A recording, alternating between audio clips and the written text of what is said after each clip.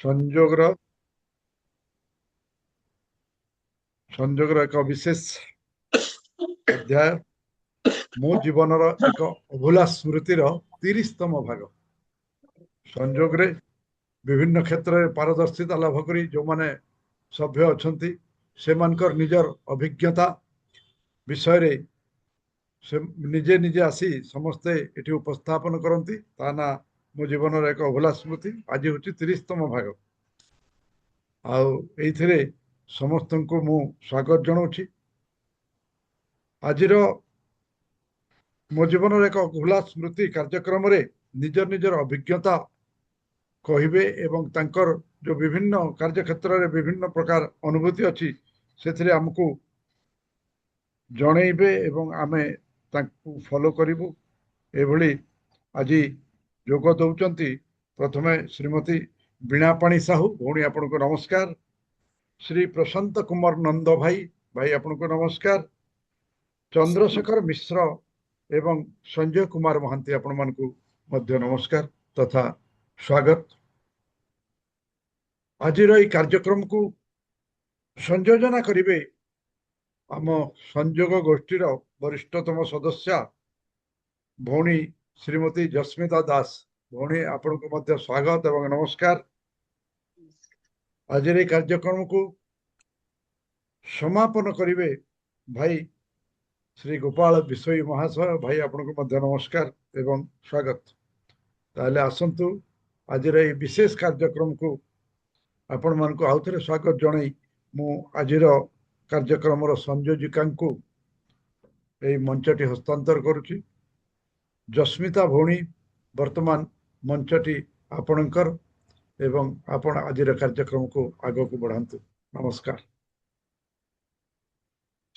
जय श्री जगन्नाथ। धन्यवाद विभूति भाई। एठारे उपस्थित समस्त भाई भौणी मानकु प्रणाम करिबा संगे संगे संजोग परिवार एही पवित्र अगणा को समस्त को स्वागत करुछि। मैक ग्रुप रो सहयोगी ह्यूमन पोटेंशियल डेवलपमेंट ट्रस्ट आनुकूल्य रे संजोग तरफ आज जेउ विशेष कार्यक्रमटी प्रस्तुत करा जाउछि तार शीर्षक हेला मो जीवनर एक अभुला स्मृति। एही कार्यक्रमटी संजोग परिवार रो गोटे परंपरा। नुआ नुआ सदस्य बा सदस्य रूपे संजोग परिवार जो माने जोड़ी होई थांती से माने तांको परिचय प्रदान करिबा सह निजर गोटे गोटे अभुला स्मृति कि तांको जीवनर लिपिबद्ध होई रही जाई थाए ताकू ओबिनाथ माध्यम रे अन्य समस्त सदस्य सदस्य को अवगत करई थांती। से आनंद उपभोगर स्मृति हेउ बा दुख कष्ट अनुभव करिथवार स्मृति हेउ तांकर ए अभुला स्मृति को से माने अन्य मानक सह बांटी थांती। सेमती आजिर एही कार्यक्रम रे 4 जण नवागत सदस्य सदस्य तांकर अनुभूति कहिबे। तेबे कार्यक्रम आरंभ करिबा पूर्व संजोग विषय रे 2 पद कहिबी। संजोग एमिति एक गोष्ठी जहार सभ्य सभ्या मानक एक मन एक प्राण और एक हृदय बोली कहिले अत्युक्ति हेबो नै। एहार प्रतिष्ठाता डॉक्टर हरप्रसाद दास को सेवा मनोभाव चिंता शक्ति दूरदृष्टि और यार मुख्य परिचालक श्रीजुक्त राजकुमार सुतार कठिन परिश्रम दक्षता उचित अनुशासन इत्यादि संजोग को शीर्ष स्थान में पहुंचाई पारिछि। वर्तमान आम कार्यक्रम को आगु को बढ़ेबा। मु आपण मानकु अनुरोध करिवि दया करी आपण माने निज निजर ऑडियो और वीडियो को बंद रखिबे और केवल कहिबा समय रे ऑडियो और वीडियो को ऑन करी कहिबे। वर्तमान मु जण जण करी नवागत सदस्य सदस्य को मंच को आमंत्रण करिवि। प्रत्येक 2 मिनिट समय सीमा मध्य रे निजर आत्म परिचय प्रदान करिवे जेउथरे कि केवल निज ना वर्तमान रो ठिकाना परिवार रे थिबा सदस्य वृंद ओ कोन करूथिले एवं एबे कोन करूछंती ए ओ निजर रुचि उल्लेख रहिबो। ता परवर्ती 10 रु 12 मिनिट निज अभुला स्मृति विषय रे कहिबे। जेहेतु संजोग परिवार समय को सम्मान दिए तेणु यही 4 जण विशेष व्यक्तित्व मानक मोर विनीत अनुरोध दयाकरी निर्धारित समय सीमा अथच सर्वमोट 12 रु 14 मिनिट भितर निजर वक्तव्य शेष करिवे। तेबे प्रथमे मु आमंत्रण करिवि श्रीमती बीणापाणी साहू महोदय को आपण आपणक परिचय प्रदान करी अभुला स्मृति विषय रे कहिबाको अनुरोध। श्रीमती बीणापाणी साहू महोदय।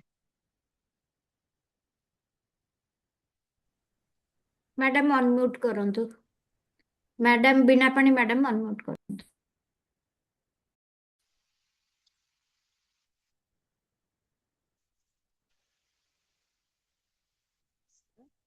ଆଜିର ଏହି ଆଭାସୀ କାର୍ଯ୍ୟକ୍ରମରେ ଯୋଗ ଦେଇଥିବା ସମସ୍ତ ଶ୍ରୋତା ବନ୍ଧୁ ମାନଙ୍କୁ ମୋ ସୁଦୂର ଆମେରିକା ମୋର ମୋର ଲେଖିକା ଆଗରୁ ମୁଁ ବି ଲେଖୁଥିଲି ଓଡ଼ିଶାରେ ଜନ୍ମ ମୋର ନିଜର ସରିଲା ପରେ ମୋର ବିବାହ ହୋଇଯାଏ। ମୁଁ କିଛି ସମୟ ମୁଁ ସେଠି ଶିକ୍ଷକତା କରୁଥିଲି ଏବଂ ମୋର ସେଇ ସମୟରୁ ମୁଁ ଜାରି ରଖିଛି। ଆଉ ଟିକେ ଭଏସ ଟା ଟିକେ ଟିକେ ବଢେଇଲେ ଅଧିକା ଟିକେ କହିଲେ ଟିକେ ଶୁଭୁନି ଟିକେ ଭଲ ଭାବରେ ଟିକେ ସେ ଡିଭାଇସ୍ ପାଖକୁ ରଖନ୍ତୁ ଗୋଟେ ଶୁଭୁନି।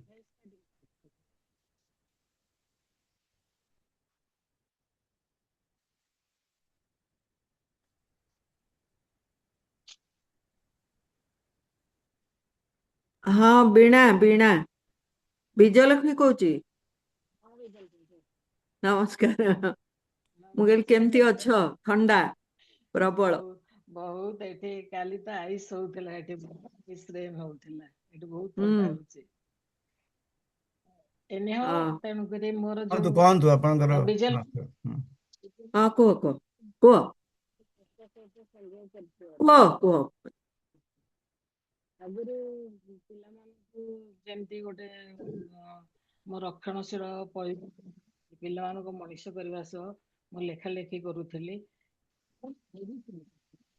ଯେତେ ଲେଖୁନଥିଲି ବହୁତ ପଢୁଥିଲି। ତାପରେ ମୋର ଛୁଆ ମାନଙ୍କ ପାଇଁ ମୋର କର୍ତ୍ତବ୍ୟ ସରିଗଲା ପରେ ଏବେ ବି ମଧ୍ୟ ମୁଁ ଏଠିକି ଆମେରିକା ଆସିଲା ପରେ ନିଜକୁ ବ୍ୟସ୍ତ ରଖିଛି। ଭୁବନେଶ୍ୱର ରହୁଥିଲି, ମୋ ଘର ହେଲା ପାଣ୍ଡବ ନଗର, ଯୋଉଠି ମୁଁ ରହୁଥିଲି। ଆମେରିକାରେ ରହିଛି, ଆମେରିକାର ଆଟଲାଣ୍ଟାରେ ରହୁଛି। ପରିବାରରେ ମୋର 2 ପୁଅ ଆଉ ମୋର ଗୋଟିଏ ଝିଅ, ସମସ୍ତେ ବିବାହିତ, ସମସ୍ତେ ନିଜ ନିଜ ପରିବାର ସହ କି ବାହାରେ ଆସି ଆମେରିକା ସେମାନଙ୍କ ପାଖେ କିଛି ସମୟ ଏଠି ରହୁଛି। 2 ବର୍ଷ ତଳେ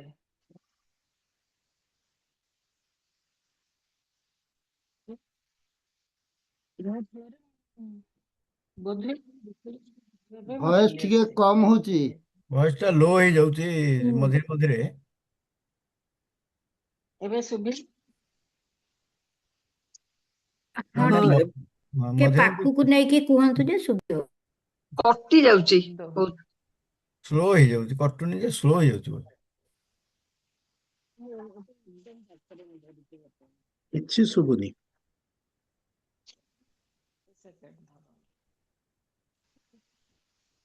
ଜମା ଶୁଣା ଯାଉନି, ଜମା ଶୁଭୁନି। ଏବେ ଶୁଭିଲା?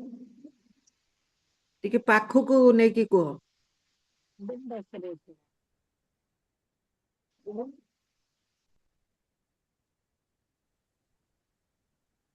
ଅଳ୍ପ ଶୁଭୁଛି, ଅଳ୍ପ। क्लियर सुबुनी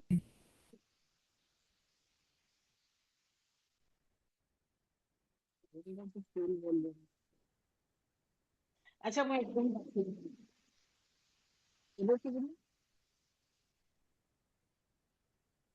ସାଉଣ୍ଡ ବଢେଇ ଦିଅନ୍ତୁ। ସାଉଣ୍ଡ ପୁରା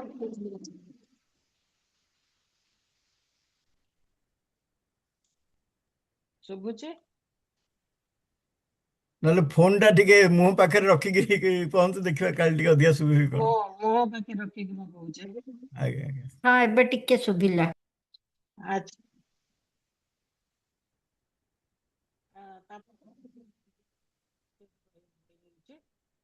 କିଛି ତ ଶୁଭୁନି, ଆଉ ଶୁଭିଲା କୋଉଠି?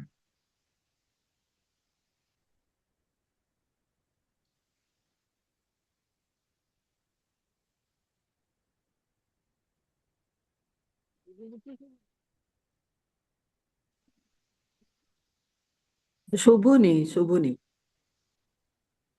କଣ ହେଇଛି କେଜାଣି, ଶୁଭୁନି ତ।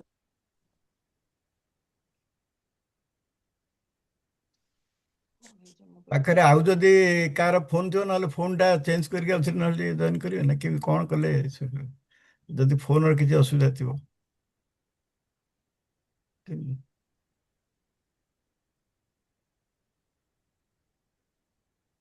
ଆପଣ ଅନ୍ୟ କାହାକୁ କୁହନ୍ତୁ, ସେମାନେ ନହେଲେ କହୁଥାନ୍ତୁ ସମୟ କାହିଁକି ନ ହଁ ସେୟା ଏଇଟା କରିବେ। ଟ୍ରାଏ ଠିକ ହବ। କରୁଛି। ଆପଣ ମୁଁ ପ୍ରସ୍ତୁତ ନାଇଁ, ଆପଣ ବର୍ତ୍ତମାନ ମୋ ଛିଡା ହେଲେ ବୋଲି କଣ ଶୁଭିଲା? ଆପଣ ବର୍ତ୍ତମାନ ଛିଡା ହେଇକିରି କହିଲା ବେଳକୁ ଶୁଭୁଛି। ଏବେ ଶୁଭୁଛି ମୁଁ କଥା ହଁ, ଚାଲି ଚାଲି ହଁ ଶୁଭୁଛି, ହଁ, ଏବେ ଶୁଭୁଛି। ନେଟ୍ ଆଚ୍ଛା ପ୍ରୋବ୍ଲେମ ଠିକ ବୋଧେ ସେଠି ଅଛି ଘରେ। ହଁ ଠିକ ଆମେରିକା ଅଛି ଟ୍ରମ୍ପ ତାହେଲେ ଟ୍ରମ୍ପର ପ୍ରୋବ୍ଲେମ।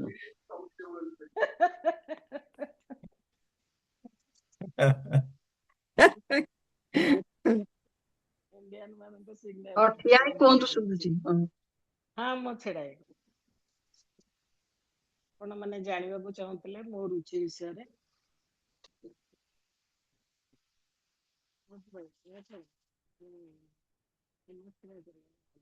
ସେଥିପାଇଁ ବହୁତ ଅନୁଷ୍ଠାନରେ ମୁଁ ଅଛି। ଯେ ସେ ଅନୁଷ୍ଠାନ ମାଧ୍ୟମରେ ବିଭିନ୍ନ ବୃଦ୍ଧାଶ୍ରମ ନାଇଁ ସେ ହଉନି, ଆପଣ କାଟିକିରି ଆଉ ଥରେ ଜଏନ୍ କରନ୍ତୁ। ଆପଣ ଜସ୍ମିତା ମ୍ୟାଡାମ ନେକ୍ସଟ ଡାକନ୍ତୁ।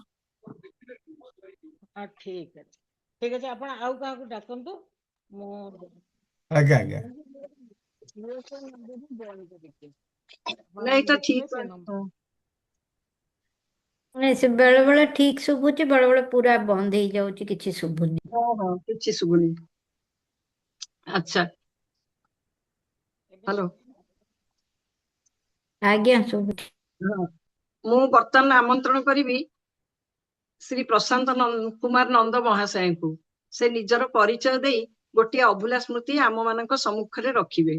ଆସନ୍ତୁ ଶ୍ରୀ ପ୍ରଶାନ୍ତ କୁମାର ନନ୍ଦ ମହୋଦୟ। ମ୍ୟାଡ଼ାମ ନମସ୍କାର, ସମସ୍ତଙ୍କୁ ନମସ୍କାର। ମୁଁ ପ୍ରଶାନ୍ତ ନନ୍ଦ। ଅବଶ୍ୟ ଆପଣ ଯୋଉ ପ୍ରଶାନ୍ତ ନନ୍ଦ ଭାବୁଥିବେ ମୁଁ ସିଏ ନୁହଁ, ସିଏ ତ ଆପଣଙ୍କର ବହୁତ ଆମେ ତ ପ୍ରଶାନ୍ତ ନନ୍ଦଙ୍କୁ ଜାଣିଛୁ। ହଁ ସେଇ ଆକ୍ଚୁଆଲି ସିଏ ହଉଛନ୍ତି ନିର୍ମାତା ନିର୍ଦ୍ଦେଶକ ଚଳଚ୍ଚିତ୍ରର, କିନ୍ତୁ ମୁଁ ଜଣେ ସାଧାରଣ ଦର୍ଶକ। ତେଣୁ କାହିଁ ନିର୍ଦ୍ଦେଶକ କାହିଁ ଦର୍ଶକ ବହୁତ ଡିଫରେନ୍ସ। ତେଣୁ ମୁଁ ଜଣେ ସାଧାରଣ ମଣିଷ।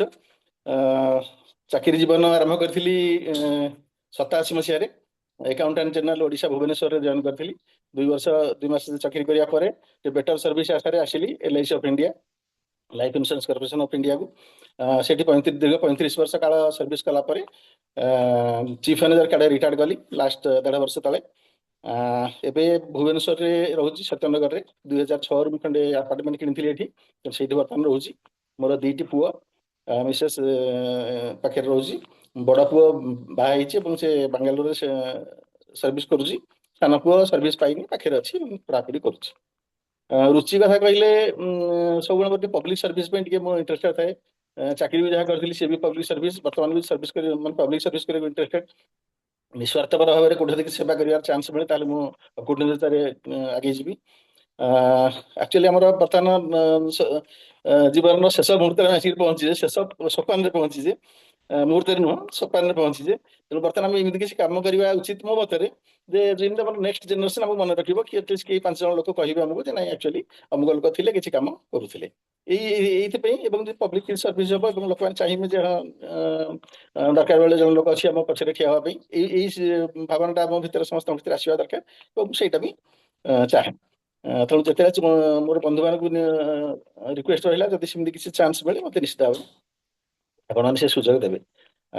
ୟା ଭିତରେ ମୁଁ ଏନଗେଜମେଣ୍ଟ ଯାହା କହିଲେ ସେଥିରେ ଅଛି 3-4ଟା ସିନିୟର ସିଟିଜେନ ଆସୋସିଏସନ ତା ସାଙ୍ଗରେ ଆସୋସିଏଟେଡ ଅଛି। ଆଉ ତା ଛଡା ଆମର ରିଟାୟାର୍ଡ ଆସୋସିଏସନ ଯୋଉଟା ଅଛି ଅଫିସିଆଲ, ସେଥିରେ 3ଟା ଖଣ୍ଡେ ଆସୋସିଏସନ ଅଛି। ସେଥିରେ ବି ଅଛି କିଛି ଆସୋସିଏସନରେ ଡାଇରେକ୍ଟଲି ଇନଭଲ୍ଭ ଅଛି ଏବଂ କିଛିରେ ପାସିଭ ୱେରେ ଇନଭଲ୍ଭ ମଧ୍ୟ ଅଛି। ତେଣୁ ଏତିକି ହେଉଛି ମୋର ବିସ୍ତୃତ ପରିଚୟ। ଆଉ ବିଶେଷ କିଛି ପରିଚୟ ମୋର ନାହିଁ। ଯୋଉ କଥା ଆମର ଆଜି ଟପିକ ଥିଲା ସେ ବିଷୟରେ ଦୀପଦ କହିବାକୁ ଚାହିଁବି। ସର୍ବପ୍ରଥମେ ମୁଁ ଧନ୍ୟବାଦ ଦେବି ଆମର ସଂଯୋଗ ଅନୁଷ୍ଠାନକୁ, ଆଉ ସଂଯୋଗ ସାଙ୍ଗରେ ଯୋଡ଼ି ରଖିଥିବା ଏବଂ ଆମର ଗୋଟିଏ ସୂତାରେ ସମସ୍ତଙ୍କୁ ବାନ୍ଧି ରଖିଥିବା ସୁତାର ଭାଇ। ତେଣୁ ସର୍ବପ୍ରଥମେ ମୁଁ ଯେତେବେଳେ ଆସିଲି ଅର୍ଗାନାଇଜେସନକୁ ସୁତାର ଭାଇଙ୍କ ସାଙ୍ଗରେ କଣ୍ଟାକ୍ଟ ହେଇଥିଲା, ସେ ଫୋନ କଲ୍ ମୋତେ କରିଥିଲେ ଏବଂ ଡାଟା ଫାଟା କିଛି ନେଇଥିଲେ। ଆଉ ତେଣୁ ସୁତାର ଭାଇଙ୍କୁ ବହୁତ ବହୁତ ଧନ୍ୟବାଦ ଦେବି। ବିଶେଷ ଭାବରେ ଧନ୍ୟବାଦ ଦେବି ଆମର ବିଶ୍ୱ ଭାଇଙ୍କି, ଗୋପାଳ ବିଶ୍ୱ ଭାଇ। ସିଏ କି ମୋର ବଡ଼ ଭାଇଙ୍କ ସାଙ୍ଗ ଏବଂ ବଡ଼ ଭାଇ ସମାନ ବି, ଏବଂ ସିଏ ମଧ୍ୟ ହିଁ ପ୍ରଥମେ ଏ ଅନୁଷ୍ଠାନ ସାଙ୍ଗରେ ପରିଚୟ କରିଥିଲେ। ତେଣୁ 2 ଜଣ ଯାକ ଧନ୍ୟବାଦ ଦେଇକି ମୋର ଆଜିର ବକ୍ତବ୍ୟ ଆରମ୍ଭ କରିବି। 8-10 ଦିନ ତଳେ ଆକ୍ଚୁଆଲି ସୁତାର ଭାଇ ମତେ ଫୋନ କଲେ, କହିଲେ ଗୋଟେ ଆପଣ ଯେହେତୁ ନ୍ୟୁ ମେମ୍ବର ଆପଣ ଗୋଟେ 10 ମିନିଟର ଗୋଟେ ଟକ୍ ଦେବେ, ଆମେ ଗୋଟେ ୱେବିନାର କରିବୁ। ମୁଁ ଭାବିଲି ମୁଁ ତ ଏମିତି ଗୋଟେ ବଡ ଓରାଟର ନୁହେଁ, ଏ ଗୋଟେ ଭାଷଣ ଦେଇପାରିବି, କଣ ଗୋଟେ କହିପାରିବି, ତେବେ କଣ କୋଉ ବିଷୟରେ କହିବି ବୋଲି ଆପଣ ଆଶା କରୁଛନ୍ତି? ନା ମୋ ଜୀବନରେ ଏକ ଅଭୁଲା ସ୍ମୃତି ଗୋଟେ ଟପିକ ଆମେ ଦେବୁ, ସେଇ ବିଷୟରେ ଆପଣ କିଛି କହିବେ। ମତେ ଟିକେ କିନ୍ତୁ ଅଖାଡୁଆ ଅଖାଡୁଆ ଲାଗିଲା ସେ ଟପିକଟା। ଏଇ ଦୃଷ୍ଟିରୁ ଆକ୍ଚୁଆଲି ସାଇନ୍ସ କହୁଛି ଯେତେ ପୁରୁଣା ଜିନିଷ ଭୁଲିଯିବା କଥା, ଆମର ଏଇ ଏଜରେ ପୁରୁଣା ଜିନିଷକୁ ଭୁଲିକି ନୂଆ ଜିନିଷକୁ ଆଡପ୍ଟ କରିବା କଥା। ଆକ୍ଚୁଆଲି ଆମ ବ୍ରେନଟା ହଉଛି ଗୋଟେ କମ୍ପ୍ୟୁଟର ହାର୍ଡ ଡିସ୍କ ଭଳିଆ, ପୁରୁଣା ଫାଇଲ କିଛି ଡିଲିଟ୍ କଲେ ନୂଆ ଫାଇଲ କିଛି ପଶିବ। ତେଣୁ ଯେତେବେଳେ ଆପଣ ପୁରୁଣା କଥାକୁ ମନେ ରଖିବାକୁ କହିଲେ, ଗୋଟେ ମନେ ପକେଇବାକୁ କହିଲେ, ମତେ ଟିକେ ଅଖାଡୁଆ ଲାଗିଥିଲା। ଯାହା ହଉ ଭାଇଙ୍କର ନିର୍ଦ୍ଦେଶ ତ ଅମାନ୍ୟ କରିବାର ତାକତ ଆମର ନାହିଁ, ତେଣୁ ସେଇ ବିଷୟରେ ବିପଦ କହିବି।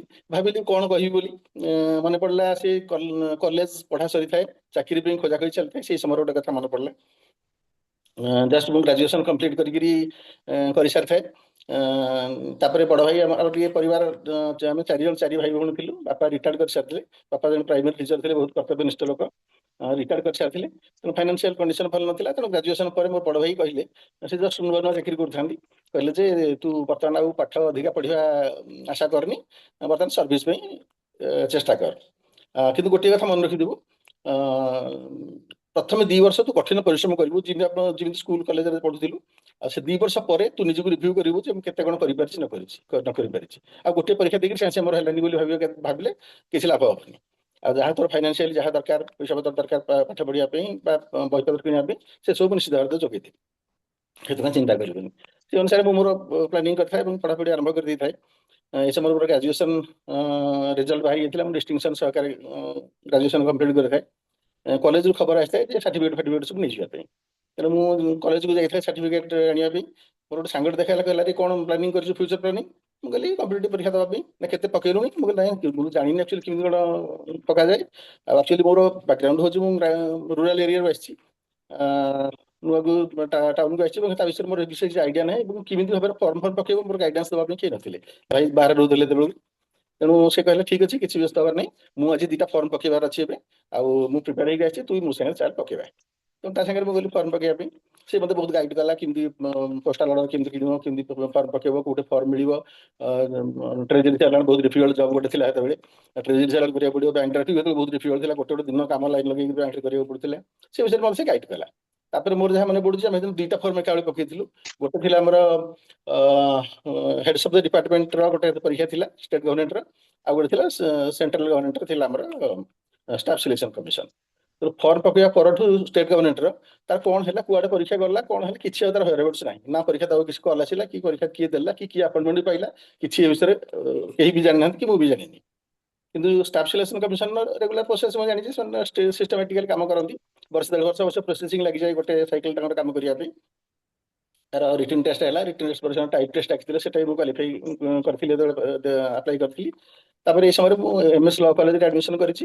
ମୋର ଗୋଟେ ସାଙ୍ଗଟେ ଥାଏ, ତାର ଗୋଟେ ଦୋକାନ ଥାଏ ବକ୍ସି ବଜାର ଛକରେ କିରି। ମୁଁ ଏଇ ପାଖରେ ଯେହେତୁ ରହୁଥାଏ, ଦିନରେ ଥରେ ମୁଁ ଗୋଟେ ଯିବା ଆସିବା କରେ, ଯେତେବେଳେ ତାକୁ ଦେଖେ ଟିକେ ଜଷ୍ଟ ପଦେ ଅଧେ କଥା ହେଇକି ପଳେଇ ଆସେ। ସାଙ୍ଗସାଥି ମୋର ବହୁତ କମ୍ ଥିଲେ ସେତେବେଳେ। ତେଣୁ ମୁଁ ତା ପାଖକୁ ଯେତେବେଳେ ଗଲି, ସେ ମୋତେ ଫଟିକି ପଚାରିଲା, ଆରେ ଷ୍ଟାଫ୍ ସିଲେକ୍ସନ ଦେଇଥିଲୁ ତ, ତୋର କଣ ରେଜଲ୍ଟ ହେଲା? ମୁଁ କହିଲି ନାଇଁ ମୁଁ ତ ଜାଣିନି, କେମିତି କଣ ରେଜଲ୍ଟ କୋଉଠି ବାହାରେ ମୁଁ ତ ଜାଣିନି। ନା ନାଇଁ ମୁଁ ଦେଇଥିଲି, ମୋର ହେଇନି, ଆଉ ତୁ ଯାଇକି ତୋର ଦେଖ, ଏମ୍ପ୍ଲୟମେଣ୍ଟ ନ୍ୟୁଜରେ ବାହାରିଥିବ, କିନ୍ତୁ ଏମ୍ପ୍ଲୟମେଣ୍ଟ ନ୍ୟୁଜ କୋଉଠି ଖୋଜିଲେ ପାଇବନି, କୋଉ ଦୋକାନ ଯାଇକି ରିକ୍ୱେଷ୍ଟ କର, କିଏ ଯଦି ରଖିଥିବ ଗୋଟେ କପି, ତା ପାଖରେ ପର୍ସନାଲ କପି ରଖିଥିବ, ସେ ଦବ ତତେ।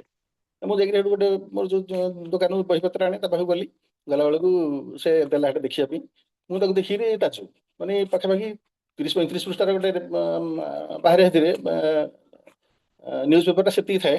ତ ଯେତେବେଳେ ରେଜଲ୍ଟ ବାହାରେ 50-60 ପୃଷ୍ଠା ପର୍ଯ୍ୟନ୍ତ ସେଟା ପଢିଯାଏ। ଆଉ ମୁଁ ଦେଖିଲି 20-30 ପୃଷ୍ଠାର 20-22 ପୃଷ୍ଠା ଖଣ୍ଡେ ରେଜଲ୍ଟ ବାହାରିଛି। ଆଉ ସବୁ ଟିକେ ଟିକେ ଅକ୍ଷରରେ ଏମୁଣ୍ଡୁ ସେମୁଣ୍ଡୁ କଲମ ରୋ ୱାଇଜ ରହିଛି। ଆଉ ତାକୁ ଯୋଉଟା ଦେଖିବା ଭାରି କ୍ଲମଜି ହେଇଯାଉଛି। ସେଠୁ ମୁଁ ଦେଖିଲା ରୋଲ ନମ୍ବର ବି ସବୁ ଏପଟେ ସେପଟେ ତସ୍ତ ହେଇକି ଅଛି। ମୁଁ ସେଠୁ ସେ ଦୋକାନୀ ପଚାରିଲି, ଭାଇ ରୋଲ ନମ୍ବରଟା ତ କିଛି ବୁଝି ହଉନି, କୁଆଡୁ କିନ୍ତୁ ଖୋଜିବି? ନା ଏଇଟା ପରା ମେରିଟ ଲିଷ୍ଟ, ତମେ ଆଉ ରୋଲ ନମ୍ବରଟା ସିରିଏଲ କୋଉଠୁ ପାଇବ? ତମକୁ ଖୋଜିବାକୁ ପଡିବ ଗୋଟି ଗୋଟି କରି। ସେଠୁ ମୁଁ କହିଲି ଯଦି ଗୋଟି ଗୋଟି ଖୋଜିବି, 20-22 ପୃଷ୍ଠା, ମାନେ ଗୋଟେ ପେଜରେ ମିନିମମ୍ 700-800 ଲେଖା ଥିବ, ଇଏ 22 ପୃଷ୍ଠାରେ ଖୋଜିବାକୁ ପଡିବ। ତାପରେ ଯେତେବେଳେ ତ ପଢାପଢି ଆରମ୍ଭ କରିଥିଲି, ମୁଁ କହିଲି ଠିକ ଅଛି, ଆମର ଆଇକ୍ୟୁ ଫାଇକ୍ୟୁ ଯେତେବେଳେ ସବୁ ଇଏ କରାଉଥିଲା, ଇଣ୍ଟେଲିଜେନ୍ସ କୋଟି ଏମିତି ସବୁ ଦେଖାଉଥିଲା। ଆଉ ତାପରେ ଆମର କ୍ଲିନିକାଲ ଆପ୍ଟିଚ୍ୟୁଡ୍ ଏସବୁ ବିଷୟରେ ତ ପଢାପଢି ହଉଥିଲା, ମୁଁ ତାକୁ ଆପ୍ଲାଏ କରିବା ଆଉ କଣ। ତେଣୁ ମୋର ତ ଫାଷ୍ଟ ପରୀକ୍ଷା ଦଉଛି, ମୋର ତ ହବାର ଚାନ୍ସ ନାହିଁ। ଯଦି ବା ହେଇଥିବ ଲାଷ୍ଟ ଆଡକୁ ହେଇଥିବ। ତେଣୁ ମୁଁ ଲାଷ୍ଟ ଆଡକୁ ଖୋଜି ଖୋଜି ଆସିଲି ତାକୁ।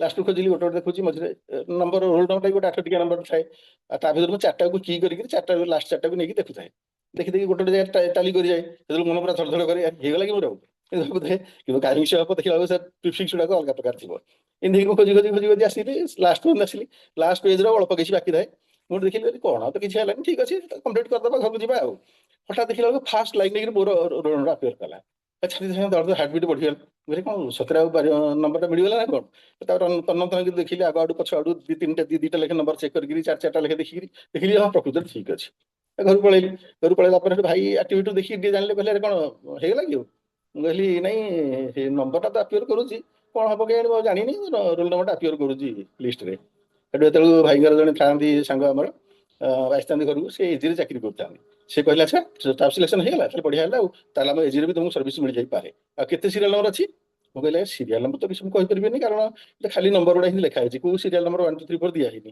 ନା ତଥାପି ଅନ୍ଦାଜ କଲେ ଗୋଟେ ରୋ କଲମ ହିସାବ କରି ଗୋଟେ କଲେ କେତେ ଆସିବ ମୁଁ କହିଲି ଯଦି କଲମ ୱାଇଜ ଦେଖାଯାଏ ତାହେଲେ ପାଖାପାଖି 150 ଖଣ୍ଡେ ଆସିବ ଯଦି ରୋ ୱାଇଜ ହିସାବ କରି ତ ଫାଷ୍ଟ ଲାଇନ୍ ଅଛି ତମ 7 8 ଭିତରେ ଆସିବ ଆଉ ନା ନାଇଁ ରୋ ୱାଇଜ ତ ଆସେନି କଲମ ୱାଇଜ ହିଁ ଆସିଥିବ ତମ ସିରିଆଲ ନମ୍ବର 150 ଥିବ ତେବେ 150 ହେଲେ ତମକୁ ମିଳିଯିବ ଚାକିରି ଆଉ ଆମର ଏଜିରେ ନର୍ମାଲି 30 40 ନିଅନ୍ତି ତାପରେ ଷ୍ଟାଫ୍ ସିଲେକ୍ସନ ଆମର ଇଏ ଇନକମ୍ ଟ୍ୟାକ୍ସ ନିଅନ୍ତି 30 40 ତାପରେ ସେଣ୍ଟ୍ରାଲ ଟ୍ୟାକ୍ସ ସବୁ ନେଇକିରି 150 ତମର ଆସିଯିବ ଯଦି ବି ନ ଆସିବ ତାହେଲେ ବର୍ଷେ ବି ପର୍ଯ୍ୟନ୍ତ ଭ୍ୟାଲିଡ୍ ରହିବ ତାହେଲେ ବର୍ଷେ ଭିତରେ ତମେ କୋଉଠି ନା କୋଉଠି ଚାକିରି ଗୋଟେ ପାଇଯିବ ଆଉ ଠିକ ଅଛି ମୁଁ ଏଜିରୁ କାଲି ଯାଇକି ଭେରିଫାଇ କରିଦେବି କଣ ହଉଛି ତାପରଦିନ ସେ ଏଜିରୁ ଭେରିଫାଇ କଲେ ସେଠୁ ଆସିକି ଏତେବେଳେ ଫୋନ୍ ଫାନ୍ ନଥିଲା ସେଠୁ ଆସିକି ସନ୍ଧ୍ୟାବେଳକୁ ଆସିକି ସେଠୁ ମତେ କହିଲେ ତମର ହେଇଯାଇଛି ଆଉ ତମ ସିରିଆଲ ନମ୍ବର 6ରେ ଅଛି ମୁଁ ଖୁସି ହେଇଗଲି 6ରେ ଅଛି ମୁଁ କହିଲି କଣ ଚାକିରି କେବେ କଣ ମିଳିବ ନା ତମର ମାସେ ଭିତରେ ପଳେଇ ଆସିବ ମାସେ ଭିତରେ ତମେ ଯାଇକି ଜଏନ୍ କରିବ ସତୁତ 7 8 ଦିନ ପରେ ଆସିଗଲା ଆପଏଣ୍ଟମେଣ୍ଟ ଲେଟର ଯେତେ ମାସେ ଭିତରେ ଜଏନ୍ କର ସେ ମତେ ଗୋଟିଏ କଥା କହିଥିଲେ କହିଲେ ଦେଖ ଆଉ ଚାକିରି ପାଇଗଲ ବୋଲି ଆରାମସେ ବସିଯିବନି ଆଉ ଏଠି ଯେତେ ପିଲା ଆସନ୍ତି ସମସ୍ତେ ଗୋଟେ ବର୍ଷ ଭିତରେ ପୁଣି ଅନ୍ୟ ପରୀକ୍ଷା ଦେଇକି ପଳେଇ ଯାଆନ୍ତି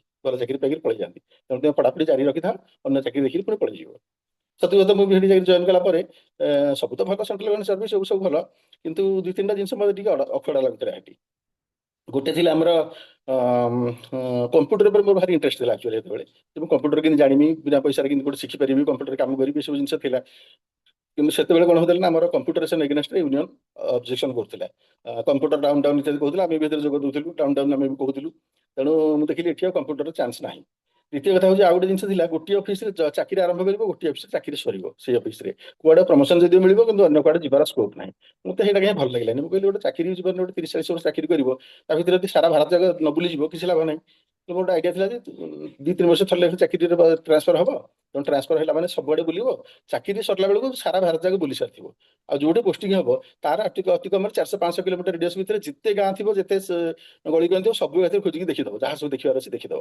ଏଇଟା ଗୋଟେ ମୋ ଭିତରେ ଆଇଡିଆ ଥିଲା ସେତେବେଳେ ତେଣୁ ମୁଁ ଯେତେବେଳେ ଚାନ୍ସ ପାଇଲି LICରେ ଜଏନ୍ କରିବା ପାଇଁ ମୁଁ ତାହେଲେ ତ ପରୀକ୍ଷା ଦଉଥାଏ ସେ ଭାଇଙ୍କର କଥା ଅନୁସାରେ ମୁଁ ପରୀକ୍ଷା ପତ୍ର ସବୁ କଣ୍ଟିନ୍ୟୁ କରୁଥାଏ ପାଖାପାଖି 60ଟା ଖଣ୍ଡେ ପରୀକ୍ଷା ଆପ୍ଲାଏ କରିଛି 50ଟା ଖଣ୍ଡେ ପରୀକ୍ଷା ଦେଇଯିବି ସେଥିରୁ 8ଟା ମତେ କଲ୍ ଲେଟର ମିଳିଥିଲା କ୍ୱାଲିଫାଇ କରିଥିଲି ତେଣୁ ତାପରେ ମୁଁ LIC ଯେତେବେଳେ କଲ୍ ଲେଟର ପାଇଲି LIC ଆସିବାକୁ ଚାହିଁଲି ଯେହେତୁ ମୋତେ 2ଟା ରିଜିନ୍ ବହୁତ ଫେଭରେବଲ ଥିଲା ସତ କଥା ମୋର ପ୍ରମୋସନ ବି ହେଲା ଟ୍ରାନ୍ସଫର ବି ହେଲା ମୋ ଜୀବନରେ 2 ଥର ଟ୍ରାନ୍ସଫର ବାହାରକୁ ନେଇଥିଲି ଓଡ଼ିଶା ବାହାରକୁ ଗୋଟେ ଝାଡ଼ଖଣ୍ଡ ଥରେ ଯାଇଥିଲି ଥରେ ବିହାର ଯାଇଥିଲି ବିହାର ଭାଗଲପୁରରେ ପୋଷ୍ଟିଂ ହେଇଥିଲା 2 ବର୍ଷ ଏଠି ରହିଲି 2 ବର୍ଷ ରହିବା ଭିତରେ କାମ ପ୍ରଚୁର ହୁଏ ଏଠି ତାକୁ ସମୟ ମିଳେନି କିଛି କରିବା ପାଇଁ ତେଣୁ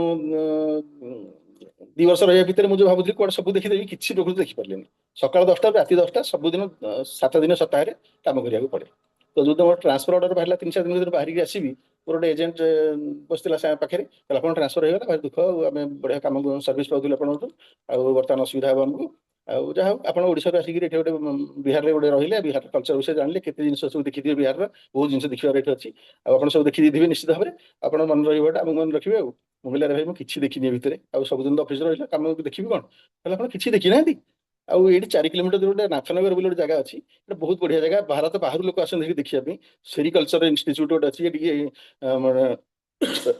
ସରି ସେରିକଲଚର ଇନଷ୍ଟିଚ୍ୟୁଟ ଅଛି ଏଠି ବାହାରେ ସବୁ ରିସର୍ଚ୍ଚ କରିବା ପାଇଁ ଲୋକ ଆସନ୍ତି ଆଉ 2ଟା ସେଥିରେ ସୁନାର 2ଟା ଜୈନ ମନ୍ଦିର ଅଛି 2ଟା ଭିତରେ ଇଣ୍ଟରଲିଙ୍କ ଅଛି ଗୋଟେ ଟନେଲ ଗୋଟେ ଅଛି ତା ଭିତରେ ଆଉ ଏଠି ସବୁ ଆପଣ ଦେଖିନାହାନ୍ତି ମୁଁ କହିଲି ନା କିଛି ଦେଖିନି ଆପଣ ବର୍ତ୍ତମାନ କାମ ବନ୍ଦ କରିଦେବୁ ଅଧଘଣ୍ଟା ଭିତରେ ଆପଣ ଦେଖେଇକି ରାখମି ସତ ତାରି ସାଙ୍ଗରେ ଯାଇକି ମୁଁ ଦେଖିକି ଆସିଥିଲି ସେଇଟା 4 କିଲୋମିଟର ଦୂର ମାତ୍ର କିନ୍ତୁ ପ୍ରକୃତି ଦେଖିନି ମୋର ଯୋଉ ଆଇଡିଆ ଥିଲା ସବୁ ସାରା ଭାରତ ଖେଦିଯିବି ବୋଲି ପ୍ରକୃତିରେ ସେମିତି କିଛି ହେଲାନି ସେଠୁ ଗଲା ତାପରେ ମୁଁ ଆସିଲି ଏଇ ସମୟରେ ଆଉ ଗୋଟେ ଇନସିଡେଣ୍ଟ ମୋର ଆଉ ଗୋଟେ ମନେ ପଡୁଛି ସେତେବେଳର କଥା ସେ ଗ୍ରାଜୁଏସନ ମୁଁ ଯେତେବେଳେ କରୁଥିଲି କଲେଜକୁ ଯାଏ ଘରୁ କଲେଜ ଯିବା ଭିତରେ ବସଷ୍ଟାଣ୍ଡରେ ଗୋଟେ ମିଠା ଦୋକାନ ପଡେ। ମୁଁ ଗୋଟେ ମିଠା ଖାଇବାକୁ ଭାରି ଆଗ୍ରହ ଥାଏ। ତେଣୁ କିନ୍ତୁ କେତେବେଳେ ଏମିତି ସୁଯୋଗ ଆସିନି, ପକେଟ ମନି ମୋ ପାଖରେ ଏମିତି ନଥାଏ ଯେ ଯେତେବେଳେ ଗୋଟେ ମିଠା ଯାଇକିରି ଖାଇବ ଗୋଟେ ଜାଗାରେ, ବା ଆଟଲିଷ୍ଟ ଗୋଟେ ଭଲ ହୋଟେଲରେ ଗୋଟେ ବସିକି ଖାଇବ ଏବଂ ପୁଣି ମିଠା ଖାଇବ, ଏମିତିଆ ତାକତ ଯେତେବେଳେ ଆମର ନଥିଲା। ତେଣୁ ମୁଁ ଯେତେବେଳେ ଭାବିଥିଲି, ହଁ ସର୍ଟକଟ୍ କରିଦେଉଛି ମ୍ୟାଡ଼ାମ ଗୋଟେ ମିନିଟ୍। ତେଣୁ ଯେତେବେଳେ ମୁଁ ଚାକିରି କରିବି ଆଟଲିଷ୍ଟ ଗୋଟେ ପେଟେ ମିଠା ଏଠି ଆସିକି ଖାଇକିରି ଯିବି, ଏଇଟା ଗୋଟେ ମାଇଣ୍ଡ ଭିତରେ ମୋର ମେକଅପ୍ କରିଥିଲି ଏବଂ ଭାବିକି ରଖିଥିଲି। କିନ୍ତୁ ମୁଁ ସର୍ଭିସ କଲି ଆସିକିରି ଭୁବନେଶ୍ୱରରେ ରହିଥିଲି, କଟକରେ। ତେଣୁ ତା ଭିତରେ କେତେବେଳେ ଆଉ ସିଙ୍ଗିଲ ସୁଯୋଗ ମୋତେ ମିଳିଲାନି। ସେଇ ପାଖରେ ଆହୁରି ଯେଟା ବଢିଆ ବଢିଆ ଦୋକାନ ବି, ମିଠା ଦୋକାନ ଏବେ ବି ଅଛି, ବହୁତ ଗୁଡେ ଦୋକାନ ଅଛି।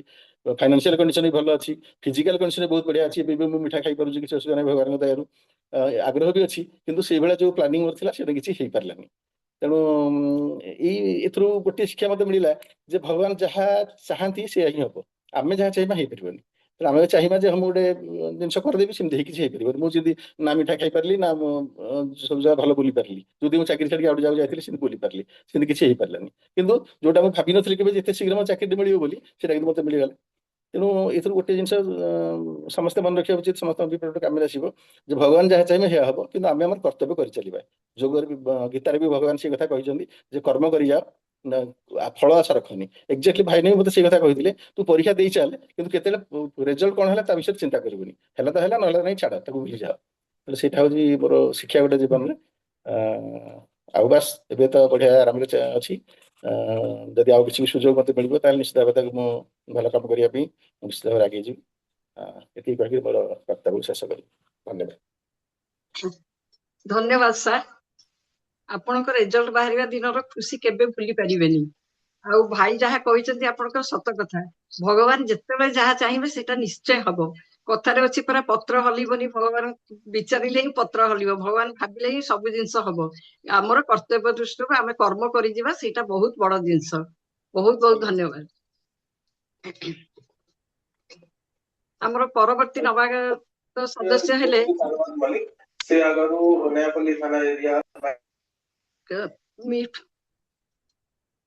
ଆମର ପରବର୍ତ୍ତୀ ନବାଗତ ସଦସ୍ୟ ହେଲେ ଶ୍ରୀ ଚନ୍ଦ୍ରଶେଖର ମିଶ୍ର ମହୋଦୟ।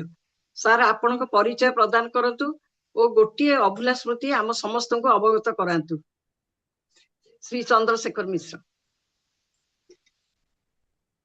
ସେ ଜଏନ କରିନାହାନ୍ତି ବୋଧେ। ନାଇଁ, ମୀରା ମୀରା ମିଶ୍ର। ମ୍ୟାଡାମଙ୍କ ମୀରା ମିଶ୍ର ନାଁରେ ଜଏନ, ଆଚ୍ଛା ଠିକ ଠିକ ଅଛି। ହଁ କୁହନ୍ତୁ କୁହନ୍ତୁ ଭାଇ। ନାଇଁ, ସେ ତ କଣ ଅନମ୍ୟୁଟ କରୁନାହାନ୍ତି। କହିଦେଲେ ଫୋନ କର, ମୁଁ କହିଦଉଛି ଫୋନ।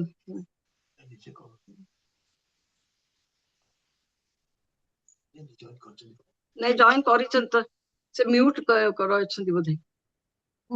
ବୀଣାପାଣି ମ୍ୟାଡାମ ଆସିଛନ୍ତି ନା? ଆରମ୍ଭରେ ମୁହଁ ଦେଖେଇଥିଲେ, ଜଏନ କରିଛନ୍ତି ନା? ହଁ ହଁ।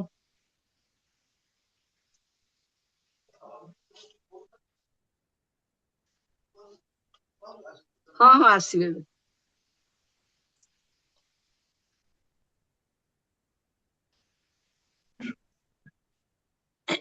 हेलो। ହଁ ହଁ, ଆଜ୍ଞା କୁହନ୍ତୁ। हाँ नमस्कार, नमस्कार टू ऑल। मो वॉइस सुनी पारुचंदी? मु एक्चुअली नेटवर्क वॉइस सुनी पारुनी, ହଁ ହଁ, ନାଇଁ डिस्कंटिन्यूअस। ସୁକା अच्छा ଯାଉଛି, ठीक କୁହନ୍ତୁ। है। हाँ ठीक है, okay, thank you. Good evening to all. I am Chandrashekhar Mishra. I am staying at Pokhariput, and address I have to tell about my career. I have started my service in Steel and Mines Department in Directorate of Mining and Geology. After working for 2 years, I went in for working to harassment works of IDC of Orissa Limited in deputation. There I worked for 1 year. Subsequently, I have to leave government job and continue my service in harassment throughout my life. I have served in Utkal Cement. And after working for 22 years in cement, I have to work with ferrochrome plant, IDC of Orissa ଯଦି Limited. ପାରିବେ ଓଡିଆରେ କୁହନ୍ତୁ ଆଜ୍ଞା। हाँ हाँ ମୁଁ ତାପରେ ଫେରୋକନ୍ plant Jajpur ରୋଡରେ କାମ କଲି। ତାପରେ କଳିଙ୍ଗ ଆଇରନ୍ ୱାର୍କସ ରେ ରହିଲି ଅପ୍ ଟୁ 2008। ଦେନ୍ ଆଇ କେମ୍ ଟୁ ଭୁବନେଶ୍ୱର, ଯୋଉଠି ଆମର ସୂଚନା ହନ୍ ପାଖରେ ଇଟକଲ ହାଉସ୍ ଅଛି। ସେ ଅଫିସରେ ମୁଁ 4 ବର୍ଷ କାମ କଲି as head of the mining division Odisha. ତାପରେ ଆଇ ରିଟାୟାର୍ଡ ଇନ୍ 2014। ଆଉ ତା ପରଠୁ I am working as adviser to a mining company, Corp Resources Private Limited. Presently, I am working advisor to that mines. The mines ଟା ଅଛି ତନ୍ତ୍ରା iron ore mines ଟେନ୍ସାରେ। ବର୍ତ୍ତମାନ my activity is limited to the functioning as advisor to Tantra iron ore mines. ଆଉ ମୋର ନିଜର consultancy ବି ମୁଁ କରେ। ଆମର ଯୋଉ ମାଇନିଂ ଗୁଡାକ ଗ୍ରାଣ୍ଟ ହଉଛି like decorative stone, limestone, quartz, iron ore, ତାର ଗୋଟେ ମାଇନିଂ ପ୍ଲାନ୍ ଦେବାକୁ ପଡେ। ସେ ମାଇନିଂ ପ୍ଲାନ୍ ଟା ଆଇ ଏମ୍ ଅଥରାଇଜ ଟୁ ସେଇ ମାଇନିଂ ପ୍ଲାନ୍ ପ୍ରିପେୟାର କରିବା ପାଇଁ ଆମକୁ ଗୋଟେ ଲାଇସେନ୍ସ ଦିଆଯାଇଛି, ରିକଗ୍ନାଇଜ୍ଡ କ୍ୱାଲିଫାଇଡ ପର୍ସନ। ସେଇଥିରେ ସେ ମାଇନିଂ ପ୍ଲାନ୍ ଗୁଡାକ ମୁଁ ସବମିଟ କରିକିରି ଗଭର୍ଣ୍ଣମେଣ୍ଟରୁ ଆପ୍ରୁଭାଲ ଆଣିକିରି କମ୍ୟୁନିକେଟ କରାଏ। ଆଉ ସେଇ ମୋ ଲାଇସେନ୍ସ ବେସିସରେ ଏମାନେ କାମ କରନ୍ତି। ଆଉ ପ୍ରତି 5 ଇୟର୍ସରେ ସେ ମାଇନିଂ ପ୍ଲାନ୍ ଗୁଡାକ ରିନ୍ୟୁଆଲ ହୁଏ ଆଣ୍ଡ କଣ୍ଟିନ୍ୟୁଅସ୍ ଫଲୋଅପ୍ କିଛି କିଛି ରଖିବାକୁ ପଡେ ମଝି ମଝିରେ। ଆଉ ବର୍ତ୍ତମାନ ମୋର activity is limited to that. Okay, this is about ମି।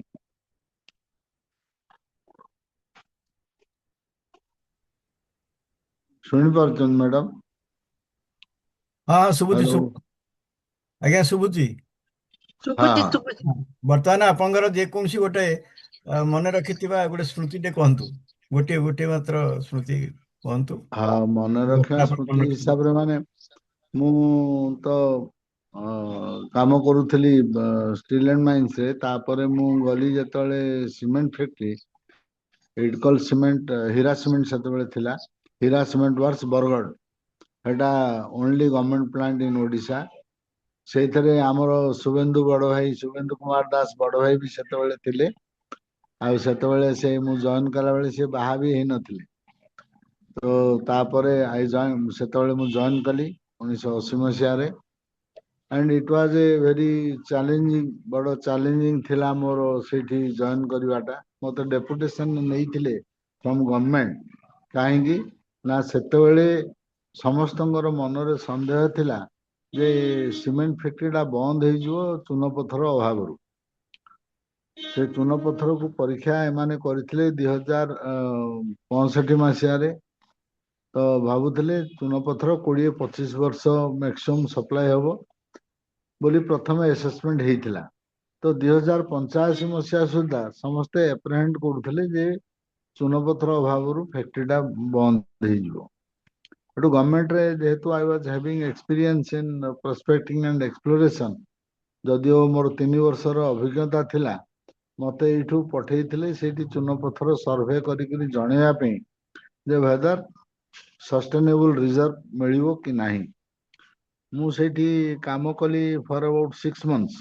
6 ମାସ କାମ କଲା ପରେ ମୁଁ ସେଇଠୁ ଗୋଟେ ରିପୋର୍ଟ ଦେଲି ଷ୍ଟଡି କରିକିରି, ଯେ ବରଗଡ଼ ଏରିଆରେ ଆମର ଡୁଙ୍ଗୁରି ଚୁନପଥର ଖଣି ସେଇଠି ଥିଲା। ଆଉ ଯେ ଆସନ୍ତା ଯେତିକି ରିସୋର୍ସ ଏଇଠୁ ମିଳିବ, ଆସନ୍ତା 30 ବର୍ଷ ପାଇଁ ମଧ୍ୟ ଆମର ଲାଇମଷ୍ଟୋନର ଅଭାବ ରହିବନି। ମୋର ରିପୋର୍ଟଟା, ସେତେବେଳେ ମୁଁ ବହୁତ ୟଙ୍ଗ ଥିଲି, ଆବାଉଟ୍ 25 ଇୟର୍ସ, 25 ବର୍ଷ। କହିଲେ ଇଏ କଣ ଗୋଟେ ପିଲା ଜିଓଲୋଜିଷ୍ଟ, ଇଏ କଣ କହୁଛନ୍ତି 30 ବର୍ଷ ଯିବ ବୋଲି। ତ ସେତେବେଳେ କେହି ଏତେ ତାକୁ ଲୁଗା ସମସ୍ତେ ପିନ୍ଧୁଛି ପ୍ରମୋଦ ଆଜ୍ଞା 7ଟା ବେଳେ ଆସିବ ତ, ମୁଁ ଲୁଗା ପିନ୍ଧିବାର କଣ? ହ୍ୟାଲୋ। ହଁ କିଏ ଏବେ କଥା ହଉଛନ୍ତି, ମ୍ୟୁଟ କରିଦିଅନ୍ତୁ। ମ୍ୟୁଟ କରିଦେବି? ନାଇଁ ନାଇଁ, ଆପଣ ନାଇଁ। ନାଇଁ ନାଇଁ ଠିକ ଅଛି ମ୍ୟାଡାମ, ହଁ ମ୍ୟୁଟ କରିଦେଲେଣି ତ। ଠିକ। ତ ସେତେବେଳେ ମାନେ बड़ इंटरेस्टिंग सिचुएशन थिला सेतले पूरा starting from peon to general manager everybody समस्त मन रे गोटे संध्यान थिला जे पथर अभाव रु फैक्ट्रीटा बंद हो जिवो आ मु जेतले कहली 30 वर्ष जीव समस्त मन रे गोटे उत्साह आसिला प्लस से माने एते सहजरे विश्वास भी कलेनी तापर मो रिपोर्ट टाको रेफर करा गला टू एसोसिएटेड सीमेंट कंपनी रो प्रोस्पेक्टिंग डिवीजन को सेमानो गोटे टीम आसिकरी पुणी आमर स्टडी कले मो रिपोर्ट आ मु साथी भी एरिया विजिट कली तापर जियोलॉजिकल सर्वे ऑफ इंडिया को पुणी रेफर करा गला सेमानकर एठी एडिशनल डायरेक्टर जीएसआई भुवनेश्वर से भी साथी जाइकरी देखिले देखिला परे सेमाने मो रिपोर्ट टाको ऑथेंटिकेट कले आ कहले नहीं जोटा से रिपोर्ट देइचंती इट इज करेक्ट आ प्रकृत रे 30 वर्षर रिसोर्स मिलिवार सियोरिटी अछि तापय किछि एडिशनल काम करियो पड़िबो किंतु रिसोर्स इज देयर तो एटा गोटे बहुत बड़ संवाद थिला समस्त पई आ मो एटा रिपोर्ट ता देइथिले 1980 मसिया डिसेंबर जनवरी मासरे आमर फेब्रुआरी मासरे गोटे फैक्ट्री डे हुए फेब्रुआरी 2 तारिख फेब्रुआरी 2 तारिख रे फैक्ट्री डे रे आमर आईडीसी रो चेयरमैन जानती से तो आईडीसी रो चेयरमैन थे सुधांशु मिश्र सी जाइए एंटायर फैमिली आमर सीमेंट फैक्ट्री रो सब फैमिली रहती बरगढ़ रो इनवाइटिस मैंने आसती कलेक्टर आसती फैक्ट्री डे टा सेलिब्रेट हुए से सेलिब्रेशन रे आमर जनरल मैनेजर थे शरद चंद्र राय बोली से डिक्लेयर कले जे बहुत खुशी कथा आम समस्ते जो आज पर्यंत भावुले पथर अभाव फैक्ट्रीटा बंद हो बर्तमान आम जन जियोलॉजिस्ट चंद्रशेखर मिश्र बोली आम आनीचु गवर्नमेंट रु सी आसिक 6 मास है आमर ये परीक्षा करुले सी कहले जे परीक्षा कर जनई जे आसंता 30 वर्ष आमर पथर अभाव रही आटा को आम एसोसिएटेड सीमेंट कंपनी रो लोक साइंटिस्ट आउ जियोलॉजिकल सर्वे ऑफ इंडिया रो एक्सपर्ट्स ताको पाखरु आम ऑथेंटिकेट भी करेचु आ से रिपोर्ट टा ठीक अछि एतिकी सुनला खणी माने हमरो ऑडियंस रु 2 मिनिट पर्यंत क्लैपिंग हेइतला आ सेटा गोटे वेरी मेमोरेबल मोमेंट तापर शरद चंद्र राय जी आम जनरल मैनेजर से मत डाकी नहीं स्टेज रे देखेले ऑडियंस को ये होचन से पिला ये कि आसिला परे हमको एतिकी रिसोर्स मिलछि बोली सम्मान पाइछि आ बोली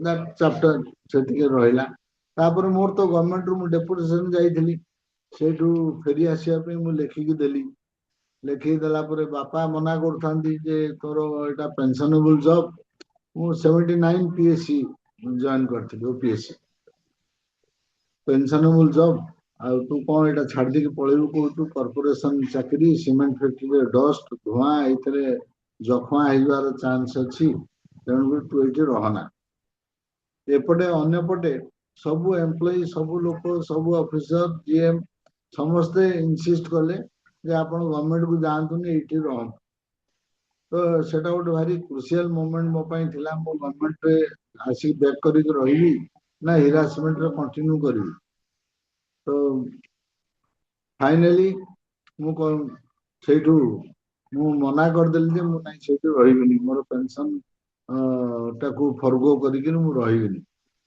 सेठू मते समान नै के आसिले सुधांशु मिश्र पाकू सुधांशु मिश्र थिले जेड देखा करेले कहले ये कहउचन सर पेंशन पई एठी रहिबेनी कहउचंती आ वी सीक हिज सर्विस आ सेतल सुधांशु मिश्र कहले बोले तुम गवर्नमेंट रे कोन करिवो सेठी भलो काम सेठी भलो डायनामिक काम करूचो सेठी रिजल्ट ओरिएंटेड काम गवर्नमेंट रे you will not get job satisfaction तुम सेठी रह तुमको किसी दरमा कंपेंसेट कर देबे तुम पाइबो सेठी पैसा आ तो already I was getting 30 to 35% extra including deputation allowance मुझे बहुत रिजिड हेली सेतबेले माने सेतबेले गवर्नमेंट रे थिला दरमा 525 टका बेसिक मते सीट दउथले 780 तापर DAV extra plus free quarter free accommodation सब मिलता तो almost I was getting 1.5 times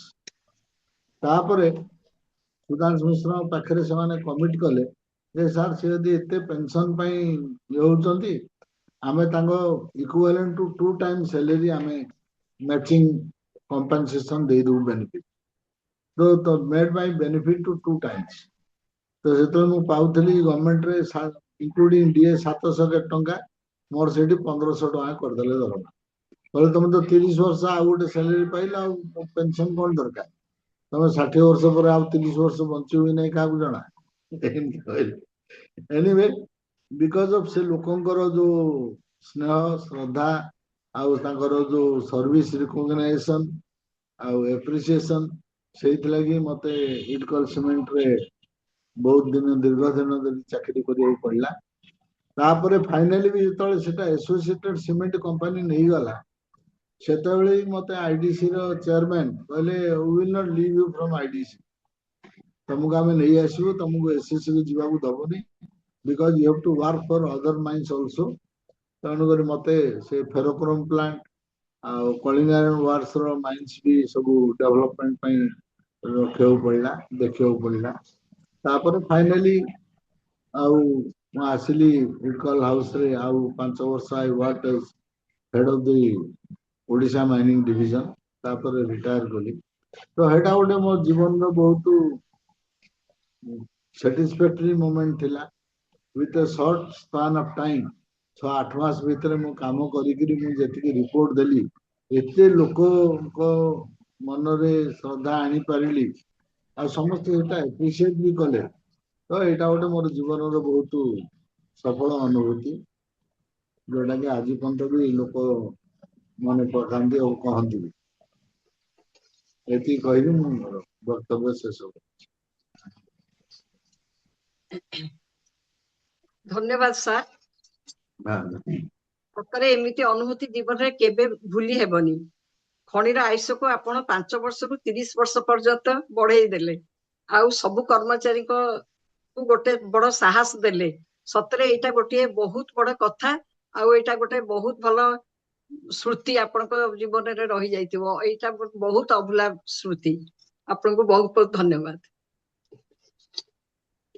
Suvendu भाई तो से थांदी आपण भी बाहर गिरी गले हेलो अच्छा ठीक ଅଛି आ सेतबेले सब पारिवारिक संपर्क अनुभूति सबले मते बड़ भाई भाव भलिया लागे ठीक है फिर तो आपण चली गले पारादीप फॉस्फेट अन्य काम बहुत बड़ बड़ एंगेजमेंट रहिले किंतु सीमेंट फैक्ट्री रो अनुभूति सीमेंट फैक्ट्री रो पारिवारिक जीवन आ सीमेंट फैक्ट्री रो सोशल लाइफ निश्चित भाव जीवन रे एक आनंदमय समय हो भाई धन्यवाद आमे वर्तमान परवर्ती श्रोता को सुनिबा हां ବର୍ତ୍ତମାନ ମୁଁ ଆମନ୍ତ୍ରଣ କରିବି ଶ୍ରୀ ସଞ୍ଜୟ କୁମାର ମହାନ୍ତି ସାରଙ୍କୁ ସାର୍ ଆପଣ ଆପଣଙ୍କ ପରିଚୟ ସହିତ ଆପଣଙ୍କ ଜୀବନର ଗୋଟେ ଅଭୁଲା ସ୍ମୃତି ଆମ ମାନଙ୍କ ସମ୍ମୁଖରେ ଉପସ୍ଥାପନ କରନ୍ତୁ ଶ୍ରୀ ସଞ୍ଜୟ କୁମାର ମହାନ୍ତି ମହୋଦୟ ମୁଁ ପ୍ରଥମେ ଏସପିଟିଡି ର ପ୍ରତିଷ୍ଠାତା ଓ ସଂଯୋଗ ରାଜକୁମାର ସୁତାରଙ୍କୁ ବହୁତ ବହୁତ ଧନ୍ୟବାଦ ଦେବି ମତେ ଏଭଳିଆ ଗୋଟେ ଜ୍ଞାନୀ ଗୁଣୀ ସଂଯୋଗ ପରିବାର ସହିତ ସଂଶ୍ଳିଷ୍ଟ କରିଥିବାରୁ ମୁଁ ବହୁତ ସେମାନଙ୍କୁ ଧନ୍ୟବାଦ ଅର୍ପଣ କରୁଛି ଓ ଆଜି ଏହି କାର୍ଯ୍ୟକ୍ରମରେ ଯୋଗ ଦେଇଥିବା ସମସ୍ତ ସଦସ୍ୟମାନଙ୍କୁ ମୋର ଆନ୍ତରିକ ନମସ୍କାର ଜଣାଉଛି ମୁଁ ନାଁ ହେଉଛି ସଞ୍ଜୟ କୁମାର ମହାନ୍ତି ଯାହା ତ ଆପଣ ଅଲରେଡି କହିସାରିଲେଣି ଆଉ ମୁଁ ଭାରତର ସରକାରଙ୍କର ବୀମା କମ୍ପାନୀ ୟୁନାଇଟେଡ୍ ଇଣ୍ଡିଆ ଇନ୍ସୁରାନ୍ସ କମ୍ପାନୀରେ ମୁଁ ଦୀର୍ଘ 35 ବର୍ଷ ଚାକିରି କରିକରି ଚିଫ୍ ମ୍ୟାନେଜର ହିସାବରେ 2019 ମସିହାର ଶେଷ ଭାଗରେ ମୁଁ ରିଟାୟାର୍ଡ କଲି ରିଟାୟାର୍ଡ କଲା ପରେ ମୁଁ କରୋନା ପଶିଗଲା 2020 ମସିହାର ଆରମ୍ଭରୁ ମୋର ଇଚ୍ଛା ଥିଲା ଆଉ କିଛି ବର୍ଷ ଆକ୍ଟିଭ ଲାଇଫ୍ ଯେମିତି ମୁଁ ଅଫିସରେ ସକାଳ 10ରୁ ଯାଉଛି 5:30 6ଟା 7ଟା ଆସୁଛି ବୀମା କମ୍ପାନୀର କାମ ତ ବହୁତ ଇଭିନ୍ ଶନି ରବିବାର ଯିବାକୁ ପଡ଼େ ସେମିତି ଗୋଟେ ଆକ୍ଟିଭ ଲାଇଫ୍ରେ ମୁଁ ରହିବା ପାଇଁ ମୋର ବହୁତ ଇଚ୍ଛା ଥିଲା କିନ୍ତୁ କୋଉଠି ଚାକିରି ମିଳିବ କ'ଣ କରିବି ଏଇ ଚିନ୍ତା ଭିତରେ ଥାଏ କରୋନା ପଶିଯିବା ଦ୍ୱାରା ମୁଁ ଆଉ କିଛି କରିବାର ସୁଯୋଗ କିଛି ପାଇଲିନି ପ୍ରାୟ 21 ମସିହା ଶେଷ ଆଡ଼କୁ ମୋତେ ଅଫର୍ ଆସିଲା ଷ୍ଟାର ହେଲ୍ଥ ଆଣ୍ଡ ଆଲାଏଡ୍ ଇନ୍ସୁରାନ୍ସରେ ଚାକିରି କରିବା ପାଇଁ। ସେମାନେ ମୋତେ ଭର୍ଚୁଆଲ ଇଣ୍ଟରଭ୍ୟୁ ଗୋଟେ କଲେ। ଭର୍ଚୁଆଲ ଇଣ୍ଟରଭ୍ୟୁରେ ସେମାନେ ତାଙ୍କର Odisha zonal officer claims head କରିକିରି ମୋତେ ସେମାନେ ଆକ୍ସେପ୍ଟ କଲେ। ମୁଁ ବହୁତ ଖୁସି ହେଇଗଲି ଯାହା ମୋର ଆଉ ଗୋଟେ ଦ୍ୱିତୀୟ ଲାଇଫ୍ ଆରମ୍ଭ ହେବ ବୋଲି। ପୂର୍ବଟା ଯଦିଓ ସରକାରୀ ଥିଲା, ଏଇଟା ପ୍ରାଇଭେଟ୍ ହେଲେ କିଛି ଅସୁବିଧା କିଛି ନାହିଁ। ସେଠୁ ମୋ ଦ୍ୱିତୀୟ ଇନିଂସ ମୁଁ ଷ୍ଟାର ହେଲ୍ଥରେ ଆରମ୍ଭ କଲି। ଷ୍ଟାର ହେଲ୍ଥରେ ପ୍ରାୟ କାମ କରିବା ପରେ 24 ଜାନୁଆରୀରେ ମୋର 2 ବର୍ଷ କମ୍ପ୍ଲିଟ୍ ହେଲା। ତାର 2 ମାସ ପୂର୍ବରୁ ଷ୍ଟାର ହେଲ୍ଥର ବୋର୍ଡ଼ ସେମାନେ ଡିସିସନ୍ ନେଲେ ଯେ ସେମାନେ 60+ ଲୋକମାନଙ୍କୁ ଆଉ ଚାକିରି ରଖିବେନି। ଆମକୁ ନେଇଥିଲେ ଆମର ଏକ୍ସପିରିଏନ୍ସ ପାଇଁ ନେଇଥିଲେ, କିନ୍ତୁ ଯେତେବେଳେ ତାଙ୍କର ବୋର୍ଡ଼ ଡିସିସନ୍ ହେଲା ଆମେ ପ୍ରାୟ 217 ଜଣ ଖଣ୍ଡେ ଥିଲୁ ସେ ସମୟରେ। ଧୀରେ ଧୀରେ କରି ସେମାନଙ୍କୁ ଆମେ ବାହାରିବା ଆରମ୍ଭ କଲୁ। ମୁଁ ବି 2024 ଜାନୁଆରୀରେ ଚାକିରିରୁ ବାହାରିଗଲି। ବାହାରିଗଲା ପରେ ଭାବିଲି ଯେ ଆଉ ମୁଁ ଚାକିରି କରିବିନି। ପ୍ରାୟ ଦୀର୍ଘ 37 ବର୍ଷ ଉପରେ ମୁଁ ଚାକିରି କଲି, ଆଉ କ'ଣ ଚାକିରି କରିବି। ମୁଁ ବର୍ତ୍ତମାନ ନିଜକୁ କିଛି ଅନ୍ୟାନ୍ୟ କାର୍ଯ୍ୟକ୍ରମରେ ଲିପ୍ତ ରଖିବି ଯେଉଁଟା ମୋତେ ହୃଦୟକୁ ସନ୍ତୁଷ୍ଟି ପ୍ରୋଭାଇଡ୍ କରିବ।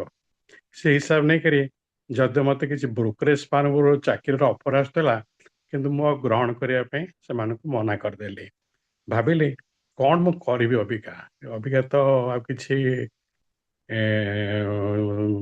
ରୋଜଗାର କରିବାର ଆଶା ନାହିଁ। ସରକାର ତ ମୋତେ ପେନସନ୍ ଦେଉଛନ୍ତି, ଚଳିବାର ତ ବିଶେଷ କିଛି ଅସୁବିଧା ନାହିଁ, ଘର ତ ଚଳିଯିବ। ତେଣୁକରି ନିଜକୁ ସନ୍ତୁଷ୍ଟି ଦେଲା ଭଳିଆ କିଛି କାମ କରିବି। ଏ ଭାବିକିରି ଆପଣ ଜାଣିଥିବେ ଭୁବନେଶ୍ୱର ଗୋଟେ ଅଛି ୱି ଫର୍ ୟୁ ଗୋଟେ ଲୋକାଲ NGO। ସେମାନେ 2ଟା ଟ୍ରେନିଂ ସେଣ୍ଟର ରଖିଛନ୍ତି। ଗୋଟେ ହେଉଛି ବ୍ଲାଇଣ୍ଡ ପିଲାମାନଙ୍କ ପାଇଁ ସ୍କିଲ୍ ଡେଭଲପମେଣ୍ଟ ସେଣ୍ଟର, ଗୋଟେ ହେଉଛି ଡିଫ୍ ଆଣ୍ଡ ଡମ୍ପ ପିଲାଙ୍କ ପାଇଁ ସ୍କିଲ୍ ଡେଭଲପମେଣ୍ଟ ସେଣ୍ଟର। ସେଥିରେ ସେମାନେ ବ୍ଲାଇଣ୍ଡ ପିଲାମାନଙ୍କୁ ଶିକ୍ଷା ଦେଉଛନ୍ତି ସେମାନେ କେମିତି କଷ୍ଟମର କେୟାରରେ ଚାକିରି ପାଇବେ, ସ୍ପାରେ କେମିତି କାମ କରିବେ, ବିଭିନ୍ନ ଇନଷ୍ଟ୍ରୁମେଣ୍ଟ କେମିତି ୟୁଜ୍ କରିବେ, ମୋବାଇଲ କେମିତି ଅପରେଟ୍ କରିବେ, ମୋବାଇଲରେ ସେମାନେ କେମିତି ଓଲା ଉବେର ରାପିଡୋ ବୁକ୍ କରିପାରିବେ ଓ ଟଙ୍କା ପଇସା ଦେନ ନେଣ କଲା ବେଳକୁ କେମିତି ଟଙ୍କା ସେମାନେ ଜାଣିପାରିବେ ମୋବାଇଲ ଆପ୍ରେ, ସେସବୁର ଶିକ୍ଷା ଦିଆହେଉଛି। ରାସ୍ତା କେମିତି ପାରି ହେବେ, ଏସବୁ ଶିକ୍ଷା ତାଙ୍କୁ ଦିଆହେଉଛି। ଯେତେବେଳେ we for your chairman mister Abhay Kumar Mahanta ମୋର କଥାବାର୍ତ୍ତା ହେଲା, ଆଉ ସେତେବେଳେ ମୁଁ ପ୍ରଥମେ ଡିଫ୍ ଆଣ୍ଡ ଡମ୍ପ ସ୍କୁଲକୁ ଯାଇଥିଲି। ସେଠି 2 ଦିନ ପିଲାମାନଙ୍କ ସାଙ୍ଗରେ ମିଶିଲା ପରେ ମୁଁ ଦେଖିଲି ଏମାନଙ୍କ ସାଙ୍ଗରେ ମୋର ଇଣ୍ଟରାକ୍ସନ୍ ହେଇପାରୁନି, କାରଣ ସେ ସାଇନ୍ ଲାଙ୍ଗୁଏଜ ତ ମୋତେ ଜଣା ନାହିଁ କି ମୁଁ ତାଙ୍କ ସାଙ୍ଗେ କଥାବାର୍ତ୍ତା କରିବା ଭାବର ବିନିମୟ ହେଇପାରୁନି। ସେଠୁ ମୁଁ କହିଲି ଅଭୟ ବାବୁ ଠିକ୍ ଅଛି, ନା କାଲି ଗୋଟେ ଏକ୍ଜାମ୍ ଅଛି, ଆପଣ ସେ ଏକ୍ଜାମ୍ରେ ଟିକେ ନାକୁ ବସିକି ଦେଖନ୍ତୁ ଏକ୍ଜାମ୍ଟା କେମିତି ତାଙ୍କର ଠିକ୍ରେ ହେବ। ମୁଁ ବି ଯାଇକି ଦେଖିଲି, ଏକ୍ଜାମ୍ ସରିଲା। ତାପରେ ସେ ମୋତେ କହିଲେ ଆପଣ ବ୍ଲାଇଣ୍ଡ ଇନଷ୍ଟିଚ୍ୟୁଟକୁ ଯାଆନ୍ତୁ, ସେଠି ଯଦି ଆପଣ କ'ଣ କରିପାରିବେ ଆପଣ ସେଠି ଟିକେ କ'ଣ ଦେଖନ୍ତୁ କେମିତି କ'ଣ ସେଟା ଡେଭଲପମେଣ୍ଟ ହେବ। ମୁଁ ସେଠି ଗଲି, ସେଠି ଦେଖିଲି ପ୍ରାୟ 17-18 ଜଣ ବ୍ଲାଇଣ୍ଡ ପିଲା, ମାନେ ଆଡଲ୍ଟ, ଯେଉଁମାନଙ୍କର ବୟସ ପ୍ରାୟ 18-20 ବର୍ଷରୁ 25-27 ବର୍ଷ ଭିତରେ ହେବ, ସେମାନେ ସବୁ ଅଛନ୍ତି। ତା ଦେହରେ କିଛି ଜନ୍ମରୁ ବି ଅନ୍ଧ ଅଛନ୍ତି, କିଛି ଜନ୍ମ ହେବା ପରେ ଗ୍ଲୁକୋମା ଅନ୍ୟାନ୍ୟ ଆଖି ଚକ୍ଷୁ ରୋଗରେ ପୀଡ଼ିତ ଥାଇକରି ତାଙ୍କର ସେମାନେ ହରି ବସିଛନ୍ତି, ତାଙ୍କର ମାନେ ଦେଖିବାର ଶକ୍ତି ହରି ବସିଛନ୍ତି। ତାଙ୍କ ସାଙ୍ଗରେ ଆଦାନ ପ୍ରଦାନ ହେଲା ପରେ ମୋତେ ବହୁତ ଆନନ୍ଦ ଲାଗିଲା। ମୁଁ ସେଠୁ ଗଲି, ତାଙ୍କୁ କଷ୍ଟମର କେୟାର ବିଷୟରେ ମୁଁ ବି ମୋ ତରଫରୁ କିଛି ଶିକ୍ଷା ଦେଲି। ମୁଁ ବି ତାଙ୍କୁ କିଛି କରେଣ୍ଟ ଆଫେୟାର ଉପରେ କହିବା ଆରମ୍ଭ କଲି। ଏଇ ଟାଇପ୍ର ସେମାନଙ୍କ ସାଙ୍ଗରେ ମୋର କାର୍ଯ୍ୟକ୍ରମରେ ବର୍ତ୍ତମାନ ସମୟରେ ଚାଲିଛି। ଦ୍ୱିତୀୟରେ ମୁଁ ବି ଅଛି ଯେଉଁ ଆପଣଙ୍କର ଅଟିଷ୍ଟିକ୍ ଆଉ ଡାଉନ୍ ସିଣ୍ଡ୍ରୋମ୍ ପିଲାଙ୍କର ଗୋଟେ ଟ୍ରେନିଂ ସେଣ୍ଟର ଅଛି ଆପଣଙ୍କର ବରମୁଣ୍ଡା B135 HIG କଲୋନୀରେ। ସେଥିରେ ବି ଯାଇକି ମୁଁ ସଭ୍ୟ ହେଲି। କିଛି ଦିନ ସପ୍ତାହକୁ 2 ଦିନ ଏପଟେ ଯାଉଛି, ସପ୍ତାହକୁ 2 ଦିନ ସେପଟେ ଯାଉଛି, ମଝିରେ ମଝିରେ 1 ଦିନ ବି ନ ଯାଇକି ବି ଘରେ ରହିଯାଉଛି। ଏଇ ଟାଇପ୍ର ମୋର ବର୍ତ୍ତମାନ କାର୍ଯ୍ୟକ୍ରମ ମୁଁ ଚାଲୁ ରଖିଛି। ଆସିବି ବର୍ତ୍ତମାନ ମୋର ପରିବାର ଉପରେ। ମୋର 2ଟି ଝିଅ, 1 ପୁଅ। ସଫ୍ଟୱେୟାର ସେମାନେ କାମ କରୁଛନ୍ତି, ଭଲରେ ଅଛନ୍ତି। ଭଗବାନଙ୍କ ଆଶୀର୍ବାଦରୁ। ଆଉ ବର୍ତ୍ତମାନ ମୋର ଅନୁଭୂତି କିମ୍ବା ସ୍ମୃତି ବିଷୟରେ ଯେତେବେଳେ ମୋତେ ସୁତାରୁ ଭାଇ କହିଲେ, ମୁଁ ଯେତେବେଳେ କହିଲେ କ'ଣ ସ୍ମୃତି ମୁଁ କହିବି, ସବୁ ତ ପାଶରି ଗଲେଣି ଏତେ ବର୍ଷ ଚାକିରି ଜୀବନ ଭିତରେ ସଂଘର୍ଷମୟ ପରିସ୍ଥିତି ଭିତରେ ଗତି କରି। ଆଉ ଅଛି ବହୁତ ଦୁଃଖ ସ୍ଥିତି ଅଛି, ସେଗୁଡ଼ା ତ କହିକି ଗୋଟେ ଦୁଃଖର ମାହୋଲ ସୃଷ୍ଟି କରିବା ଠିକ ହବନି। ସୁଖର ସ୍ଥିତି କହିକିରି ବି ଗୋଟେ ସଫଳତାର କାହାଣୀ ବି ବନେଇବା ବି ଠିକ ହବନି। ସେମିତି ବି ଆଖି ଦୃଶ୍ୟ ଭଳିଆ କିଛି ବି ମୋ ପାଖରେ ନାହିଁ। ଖାଲି ଗୋଟେ ଜିନିଷ କହିବି, ଗୋଟେ ରୋମାଞ୍ଚ ଅନୁଭୂତି ଯୋଉଟା ମୋ ଜୀବନରେ କିଛି ଦିନ ତଳେ ଘଟିଥିଲା। ଯଥା ଚାକିରି କଲେ ଆପଣମାନେ ଜାଣନ୍ତି ସମସ୍ତେ ପଦୋନ୍ନତି ଆଉ ପ୍ରମୋସନ ପାଇବା ପାଇଁ ସମସ୍ତେ ଲାଳାୟିତ ଥାନ୍ତି। ବୀମା କମ୍ପାନୀରେ ଚାକିରି କଲା ବେଳେ ଭାବିଲି ଯେ ମୁଁ ପ୍ରଥମେ କ୍ଲାସ୍ 2 ଅଫିସର ହିସାବରେ ଜଏନ୍ କରିଥିଲି, ତାପରେ ପ୍ରମୋସନ ପାଇ କ୍ଲାସ୍ 1 ଅଫିସରରେ ଜଏନ୍ କଲି। ସେତେବେଳେ ପ୍ରମୋସନ ପଲିସି ଯେହେତୁ ଓଲ୍ଡ ହିସାବରେ ଚାଲିଥିଲା, ପ୍ରାୟ ଗୋଟେ ପୋଷ୍ଟକୁ କ୍ୟାଡରକୁ ପ୍ରମୋସନ ପାଇବା 8ରୁ 10 ବର୍ଷ ଲାଗିଯାଉଥାଏ। ସେଠୁ ମୁଁ ଭାବିଲି ଯଦି ମୁଁ ଚିଫ୍ ମ୍ୟାନେଜର ହେଇକି ରିଟାୟାର୍ଡ କରେ, ତାହେଲେ ମୋ ଜୀବନ ଗୋଟେ ସନ୍ତୁଷ୍ଟି ଆସିବ ଯେ ମୁଁ ଗୋଟେ ସଫଳ କ୍ୟାରିୟର ମୁଁ କଲି ବୋଲି। ସେଇ ହିସାବରେ ମୁଁ ସ୍କେଲ୍ 1, ସ୍କେଲ୍ 2, ସ୍କେଲ୍ 3, ସ୍କେଲ୍ 4 ଏମିତି ପ୍ରମୋସନ ପାଇ ଆସିଲି। ଚିଫ୍ ମ୍ୟାନେଜର ପୋଷ୍ଟ ଯେତେବେଳେ ଆସି ପହଞ୍ଚିଗଲା, ସେଇଟା 2018 ମସିହାରେ ବାହାରିଲା ଭ୍ୟାକେନ୍ସି। ସେ ଭ୍ୟାକେନ୍ସିରେ ମୁଁ ଦେଖିଲି ତ ଯୋଉ ନମ୍ବର ଅଫ୍ ଭ୍ୟାକେନ୍ସିର ରେସିଓକୁ ହିସାବ କଲେ ମୁଁ ତାର ତଳକୁ ପଳେଇ ଆସୁଛି, ମୁଁ ସେଇଠି ଟଚ୍ କରିପାରୁନି। ତେଣୁ ମୁଁ ବୋଧେ କଲ୍ ପାଇବିନି ଇଣ୍ଟରଭ୍ୟୁ ଆଟେଣ୍ଡ କରିବା ପାଇଁ। ସେଇଠୁ ସେୟା ହିଁ ହେଲା, ପାଇଲିନି। ଆଶା ଭାଙ୍ଗିଗଲା, ମନ ବି ଭାଙ୍ଗିଗଲା। ମୁଁ କହିଲି ନା, ଆଉ ବୋଧେ ଯୋଗ ନାହିଁ ମୋର ପ୍ରମୋସନ ପାଇବାର କି ପଦୋନ୍ନତି ପାଇବାର। ଠିକ ଅଛି, ଏମିତି ବି ଲାଇଫ ହୁଏ, ଲେଟ୍ ମି ଆକ୍ସେପ୍ଟ ଇଟ୍। ତାପରେ ମୁଁ ମୋ କାମଧାମରେ ବ୍ୟସ୍ତ ଥାଏ। ତାପରେ ଯେତେବେଳେ 6 ମାସ ଥାଏ ଆମର ରିଟାୟାର୍ଡ ହେବା ପାଇଁ, ଆମ ବୀମା କମ୍ପାନୀର ଗୋଟେ ଅଛି, ସେମାନେ ନ୍ୟାସନାଲ ଇନ୍ସୁରାନ୍ସ ଏକାଡେମୀ ବୋଲି ପୁନେରେ ଗୋଟେ ସଂସ୍ଥା, ଯିଏ ଆମକୁ 6 ମାସ ପୂର୍ବରୁ ଡାକନ୍ତି, ଆମକୁ ଶିକ୍ଷା ଦିଅନ୍ତି ଆଫ୍ଟର ରିଟାୟାରମେଣ୍ଟ ଆମେ କେମିତି ଆମର ଫାଇନାନ୍ସିଆଲ ପ୍ଲାନିଂ କରିବୁ, ଆମେ କେମିତି ଆମର ଫ୍ୟାମିଲି ଲାଇଫ୍ ଲିଡ୍ କରିବୁ, ଆମେ କେମିତି ଆମର ହେଲ୍ଥକୁ କେୟାର ନେବୁ, ଆମେ କେମିତି ସୋସିଆଲ ଲାଇଫ୍ କରିବୁ, ଏସବୁ ବିଷୟରେ ଦିଅନ୍ତି, ଯୋଉଟାକି ବହୁତ ଇଣ୍ଟରେଷ୍ଟିଂ କ୍ଲାସ୍ ହୁଏ। ସେତିକିବେଳେ ବି ଆମର ଏଇ ଚିଫ୍ ମ୍ୟାନେଜର ପୋଷ୍ଟର ଭ୍ୟାକେନ୍ସି ବାହାରିଥାଏ। 11 ତାରିଖ ଦିନ ସେଲ୍ଫ ଆପ୍ରାଇଜାଲ ସବମିଟ୍ କରିବା ପାଇଁ। ମୁଁ ତା ପୂର୍ବରୁ ଚାଲି ଯାଇଥିଲି ସିକିମ୍ ପିଲାମାନଙ୍କୁ LTSରେ ବୁଲିବା ପାଇଁ। ବୁଲିକି ଫେରିକି ଆସିଲା ପରେ ସାଙ୍ଗେ ସାଙ୍ଗେ ପଳେଇଲି ପୁନେ ଟ୍ରେନିଂ ଆଟେଣ୍ଡ କରିବା ପାଇଁ। ମନରେ ଭାବନା ଥିଲା ଯେ ସେଲ୍ଫ ଆପ୍ରାଇଜାଲ ସବମିଟ୍ କରିବା ପାଇଁ ଡେଟ୍ ବୋଧେ ଏକ୍ସଟେଣ୍ଡ ହୁଏ, ଯେହେତୁ ପୂର୍ବ ଅଭିଜ୍ଞତା କହୁଛି 7 ଦିନ ଡେଟ୍ ଏକ୍ସଟେଣ୍ଡ ହୁଏ। ସେଇ ଟାଇପ୍ର ସେଇଠୁ ମୁଁ ଯେତେବେଳେ 10 ତାରିଖ ଦିନ କ୍ଲାସ୍ ରୁମ୍ରେ ବସିଛି, ସେତେବେଳେ ମେସେଜ ଆସିଲା ଯେ ସେଲ୍ଫ ଆପ୍ରାଇଜାଲ ଦେବାର ସମୟ ହେଉଛି 11 ତାରିଖ। 11 ତାରିଖରୁ ଡେରି ହେଲେ ଆଉ ଆପ୍ରାଇଜାଲ ଗ୍ରହଣ କରାଯିବନି। ମୋତେ ଯେମିତି ଲାଗିଲା 11 ତ ହେବନି ତ ବୋଲି ଭାବିଥିଲି, ପୁଣି ମନ ଭିତରେ ଝୁଙ୍କ ଆସିଲା ନାଇଁ ମୁଁ ଦେବି, କାହିଁକି ନ ଦେବି, ହେଲେ ହେବ ନହେଲେ ନ ହେବ, ଠିକ ଅଛି। ଏହା ଭାବିକିରି ସେଇଠୁ ଯୋଉ ଟ୍ରାଭେଲ ପ୍ଲାନିଂ ଥିଲା ମୋର ଥିଲା 11 ତାରିଖ ଦିନ ରାତିରେ ଫେରିବା ପାଇଁ। 11 ତାରିଖ ଦିନ ଫେରିବା ପାଇଁ ବମ୍ବେରୁ ଭୁବନେଶ୍ୱର ଆସିବି। ମୁଁ ସେଇଠୁ ଲଞ୍ଚ ବ୍ରେକ୍ରେ ଯାଇକରି ଆମର ଯୋଉ ଅଛି ଟ୍ରାଭେଲ ଡେସ୍କ NIAରେ, ସେଠି ମୁଁ ବସିକରି ଟ୍ରାଭେଲର ସାଙ୍ଗେ କଥା ହେଲି, କେମିତି ଗୋଟେ ପ୍ଲାନ୍ କର, ମୁଁ 11 ତାରିଖ ଦିନ 5ଟା ଭିତରେ ପହଞ୍ଚିଲି ମୋର ଚଳିବ, ରାତି 11ଟା ପରେ ଡେଟ୍ ବଦଳିବ, 12 ତାରିଖ ହେଇଯିବ। ସେଇଠୁ ସେ ମୋର ପ୍ଲାନିଂ ଏଭଳିଆ କଲେ ଯେ ମୋତେ ରାତି 4ଟାରୁ NIA ଛାଡ଼ିବାକୁ ପଡ଼ିବ, 5:30ରେ ପୁନେରେ ଏୟାରପୋର୍ଟରେ ପହଞ୍ଚିକରି ବାଙ୍ଗାଲୋର ଯିବି, ବାଙ୍ଗାଲୋରରେ ଲେବର ପିରିୟଡ଼ ପରେ ମୁଁ ଆସିବି ହାଇଦ୍ରାବାଦ, ହାଇଦ୍ରାବାଦରୁ ଆସିବି ଭୁବନେଶ୍ୱର। ପ୍ରାୟ ଦିନ 5ଟା ବେଳକୁ ଭୁବନେଶ୍ୱର ପହଞ୍ଚିବି। ମୁଁ ଅଫିସକୁ ଫୋନ୍ କରି କହିଲି ତୁମେ ସବୁ ଯେଉଁ ଡେରି ହୁଏ ତୁମେ ଅପେକ୍ଷା କରିଥିବ, ମୋତେ ଏଇଟା କରିବାକୁ ପଡ଼ିବ, ତୁମେ ସବୁ ନିଶ୍ଚୟ ଅପେକ୍ଷା କରିଥିବ। ଏଇଟା ମୁଁ ଆସି ହାଇଦ୍ରାବାଦରେ ପହଞ୍ଚିକରି ଭୁବନେଶ୍ୱର ଫ୍ଲାଇଟ୍ ଧରେ। ଫ୍ଲାଇଟ୍ଟି ପ୍ରାୟ 200 ମିଟର ଗଡ଼ି ଯାଇଛି, ହଠାତ୍ ତା କିଛି ଟେକ୍ନିକାଲ ସ୍ନାକ୍ ଦେଲା, ଯାହାଦ୍ୱାରା କି ସେମାନେ କହିଲେ ଯେ ନାଇଁ ଏଇଟା ଯାଇ ହେବନି, ଆମେ କିଛି ବ୍ୟବସ୍ଥା କରୁଛୁ, ଆପଣ ଅପେକ୍ଷା କରନ୍ତୁ। ଯେହେତୁ ଗୋଟେ ଚଡ଼କ ପଡ଼ିଲା, ମୁଁ କହିଲି ଆରେ ଏମିତି କାହିଁ ଘଟୁଛି ମୋ ସାଙ୍ଗରେ। ସେଇଠୁ ମୁଁ ଅପେକ୍ଷା କଲି, ଅପେକ୍ଷା କଲା ପରେ 7ଟା ବେଳକୁ ଫ୍ଲାଇଟ୍ ଯିବାର ସମ୍ଭାବନା ଦେଖାଗଲା। 7:30ରେ ଫ୍ଲାଇଟ୍ ଛାଡ଼ିଲା, ମୁଁ 9:30ରେ ପହଞ୍ଚିଲି। ମୋ ଅଫିସକୁ କହିଥିଲି ଥିବା ପାଇଁ, ପିଲାମାନେ ବି ଥିଲେ ମଧ୍ୟ। ମୋ ଅଫିସରେ ପହଞ୍ଚିକିରି ମୋର ଫ୍ୟାକ୍ଟ ଫିଗର୍ସ ଥିବା ଫାଇଲ, ପର୍ସନାଲ ଫାଇଲ ସବୁ ବାହାର କରି ଡେସ୍କ ଉପରେ ରଖିଲି। ସିଷ୍ଟମ ଅନ୍ କଲାକୁ ସିଷ୍ଟମ ଖୋଲୁନି। ସିଷ୍ଟମ ଖୋଲିନି ବୋଲି ସେ ପୁଣି ଚିନ୍ତାଟି ପଡ଼ିଲା, ସିଷ୍ଟମଟା ଖୋଲୁନି। 10 ମିନିଟ୍ ପରେ ସିଷ୍ଟମ ଖୋଲିଗଲା। ମୁଁ ସେଠି ମୋର ପର୍ସନାଲ ଡାଟା ଆଉ ବିଜନେସ୍ ଡାଟା, ପରଫର୍ମାନ୍ସ ଡାଟା ଦେଲା ବେଳକୁ ପ୍ରାୟ 1.5 ଘଣ୍ଟା କ୍ରସ୍ କରିଗଲା। ପ୍ରାୟ 11ଟା ପାଖାପାଖି ସମୟରେ ଏ କାମ ସରିଗଲା। ମନରେ ଭାବିଲି, ଓହୋ ଯାହା ହଉ ଭଗବାନଙ୍କର କିଛି ଆଶୀର୍ବାଦ ଅଛି, ବୋଧେ ଯାହା ହବ ଦେଖିବା କହିକି ମୁଁ ଘରକୁ ଫେରିଲି। ଘରେ ସେଠୁ କଥା ହେଲି।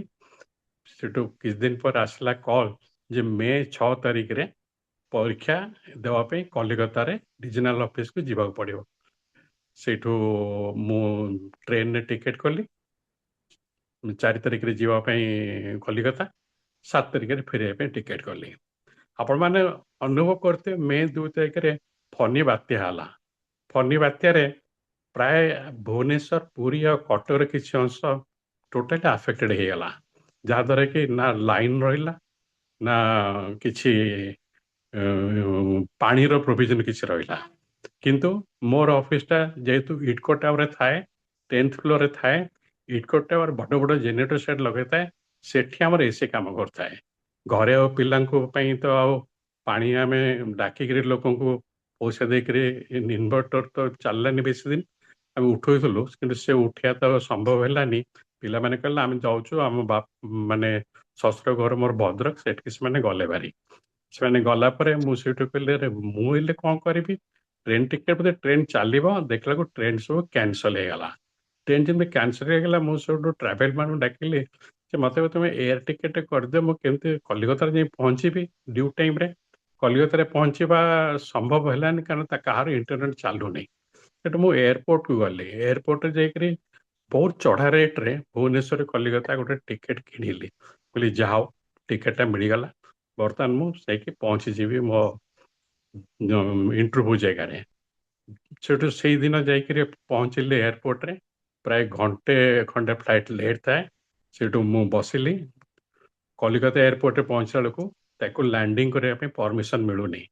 ସେ ପ୍ରାୟ 40 ମିନିଟ୍ ଖଣ୍ଡେ ଫ୍ଲାଇଟ୍କୁ ଉପରେ ବୁଲୁଥାଏ। ଆଶ୍ଚର୍ଯ୍ୟ ହେଉଥାଏ ଯେ ଏଇଭଳି ଘଟଣା ଗୁଡ଼ା କାହିଁ ଘଟି ଚାଲିଛି ମୋ ସାଙ୍ଗରେ। ତାପରେ ଲାଷ୍ଟକୁ ପହଞ୍ଚିଲା। ମୁଁ ସେଇଠୁ ଗଲି, କାରଣ ଇଚ୍ଛା ଥାଏ ଯେ ଯାଇକି ଏଠି ପଢ଼ାପଢ଼ି କରିବି, ପରୀକ୍ଷା ପ୍ରିପାରେସନ୍ କରିବି। ଯାଇ ପହଞ୍ଚିଲି। ପହଞ୍ଚିଲା ପରେ ରାତିରେ ଖାଇବାକୁ ଡେରି ହେଇଥିଲା, ତଥାପି ରୁଟି 2ଟା ସନ୍ତୁଳା ଖାଇଲି। ରାତିରେ ଘଣ୍ଟେ ଖଣ୍ଡେ ବସି ପଢ଼ାପଢ଼ି କଲି। ତା ଦିନ ସକାଳକୁ ଉଠିକି ରାତି 4ରୁ ପୁଣି ପଢ଼ାପଢ଼ି କଲି। କ'ଣ ପଚାରିବେ ନ ପଚାରିବେ, ଯାହା ହବ ନ ହବ, ମୁଁ ଇଣ୍ଟରଭ୍ୟୁ ହଲ୍ ଭିତରୁ ମନ ଦୁଃଖରେ ବାହାରିବିନି। ଇଣ୍ଟରଭ୍ୟୁଟା ଏମିତି ଭଲ ହବ ମୋର। ସେଇ ପରୀକ୍ଷା ପ୍ରମୋସନ ଯାହା ହବ ଭଗବାନ ବୁଝିବେ। ତାପରଦିନ ସକାଳ 10ଟା ବେଳେ ଯାଇକି ପରୀକ୍ଷା ଦେଲି। ପରୀକ୍ଷା ଦେଲା ପରେ ଇଣ୍ଟରଭ୍ୟୁ ହଲ୍ରେ ଆମର executive directors, general managers, outsider general manager ସେମାନେ ସବୁ ଆସିଥିଲେ। ଇଣ୍ଟରଭ୍ୟୁଟା ଚାଲିଥିଲା ବେଳେ ସେମାନେ ମୋତେ କିଛି କୋଶ୍ଚିନ୍ ପଚାରିଲେ। ମୁଁ କିଛି କୋଶ୍ଚିନ୍ କଲି। କିଛି କୋଶ୍ଚିନ୍ଟା ଡାଇଭର୍ଟ ହେଇକି ଆସିଗଲା ପ୍ରଧାନମନ୍ତ୍ରୀ ଫସଲ ବୀମା ଉପରେ। ପ୍ରଧାନମନ୍ତ୍ରୀ ଫସଲ ବୀମା ବରଗଡ଼ରେ ପ୍ରଥମ ଥର ପାଇଁ ଇଣ୍ଟ୍ରୋଡ୍ୟୁସ୍ ହେଇଥାଏ। ଆଉ ମୁଁ ତା ଦେହରେ ଓଡ଼ିଶାର ତରଫରୁ ଆମ କମ୍ପାନୀ କୋଡ଼ିନେଟର ହିସାବରେ ମୋତେ ସୁଯୋଗ ମିଳିଲା ସବୁ ଡିଷ୍ଟ୍ରିକ୍ଟ କଭର କରିବା ପାଇଁ। ସେଇ ବିଷୟରେ ସେମାନେ ମୋତେ କୋଶ୍ଚିନ୍ କଲେ। ମୁଁ ସେଇ କୋଶ୍ଚିନ୍ ତାକୁ ଉତ୍ତର ଦେଲି। ତାଙ୍କୁ ବହୁତ ଶୁଣିବାକୁ ଭଲ ଲାଗିଲା, ଆଉ ସେମାନେ ସେଇ ଉପରେ ହିଁ ବେଶୀ କୋଶ୍ଚିନ୍ କଲେ। କୋଶ୍ଚିନ୍ କରିବା ପରେ ଏଇ ଭିତରେ 7-8 ମିନିଟ୍ 10 ମିନିଟ୍ କ୍ରସ୍ କରିଗଲା। ଆଉ କିଛି କୋଶ୍ଚିନ୍ ଥିଲା, ମୁଁ ସେଇଠୁ ମୋତେ ଯାଆନ୍ତୁ ବୋଲି କହିଲେ। ମୁଁ ମନ ଖୁସିରେ ବାହାରକୁ ଆସିଲି। ଆଉ ମନ ହିସାବ କରି ଯାଇଥାଏ ଯେ ମୋତେ ଏହା ପର୍ଯ୍ୟନ୍ତ ଏହା କହିଛି, ନିଶ୍ଚିତ ହେଇଯିବ ମୋର ପ୍ରମୋସନ ନ ପଛେ, କିନ୍ତୁ ଏତିକି ତ କହିଛି, ମୋତେ ସନ୍ତୁଷ୍ଟି ଲାଗୁଛି। ତାର କିଛି ଦିନ ପରେ ପ୍ରମୋସନ ଫଳ ବାହାରିଲା। ଯଦିଓ ରିଟାୟାର ପାଇଁ ଆଉ 5-6 ମାସ ସମୟ ଥିଲା, କିନ୍ତୁ ମୁଁ ଚିଫ୍ ମ୍ୟାନେଜର ହେବାର ସୌଭାଗ୍ୟ ଅର୍ଜନ କଲି। ଏଇଟା ମୋ ଜୀବନର ଗୋଟେ ସ୍ମୃତି ହିସାବରେ ମୁଁ ଗ୍ରହଣ କରିଛି।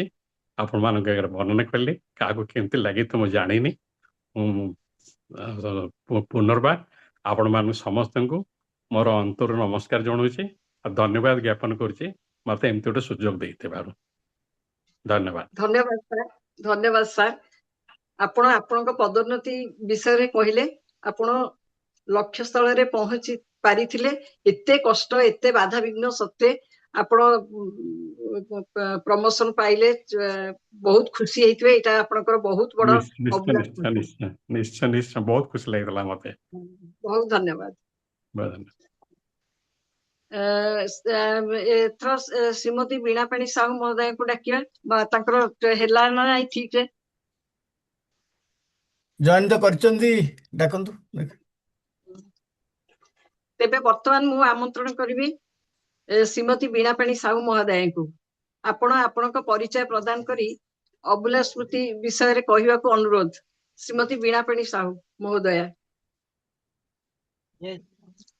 ଠିକ ହେଇଗଲା? କହନ୍ତୁ।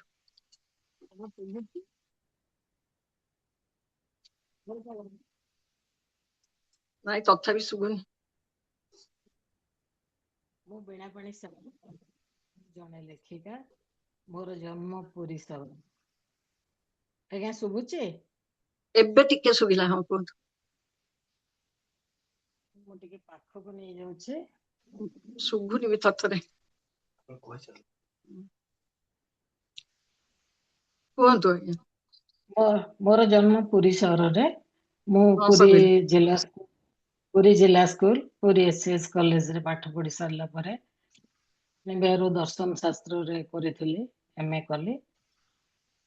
ରାଜଧାନୀ କଲେଜରୁ ଲ ବି କରିଛି। ବିବାହ ହୋଇଛି। ପାଠ ପଢା ସମୟ ଭିତରେ ବର୍ତ୍ତମାନ ମୁଁ ଆମେରିକାରେ ଅଛି।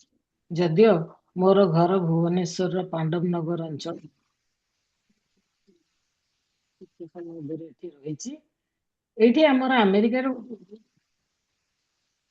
ମନ୍ଦିର ଅଛି, ସେଠି ଗୋଟେ ଓଡିଆ ସୋସାଇଟି ଅଛି। ମୁଁ ସେଇ ବର୍ତ୍ତମାନ ସେମାନଙ୍କ ସହ ମିଶିକିରି କିଛି ତାଙ୍କର ଗୋଟେ ମ୍ୟାଗାଜିନ୍ ଗୋଟେ ବାହାରେ, ସେ ପତ୍ରିକାରେ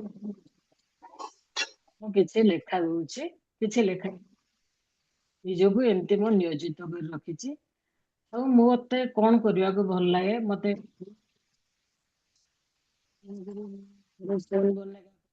ଆମର ଯୋଉ ସୋନି ଚାଲେ, କୌନ ବନେଗା କରୋଡପତି ଚାଲେ, ମୁଁ ସେଠି ବି ଅଂଶଗ୍ରହଣ। ମୁଁ ବହୁତ ଅନୁଷ୍ଠାନରେ ଯୋଗ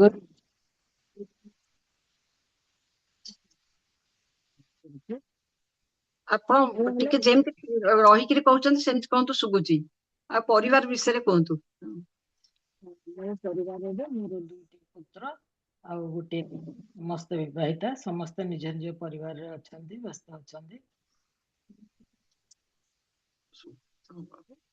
ଆଉ ଯେହେତୁ ସବୁ ପିଲାମାନେ କଟି ଯାଉଛି ଆପଣଙ୍କର।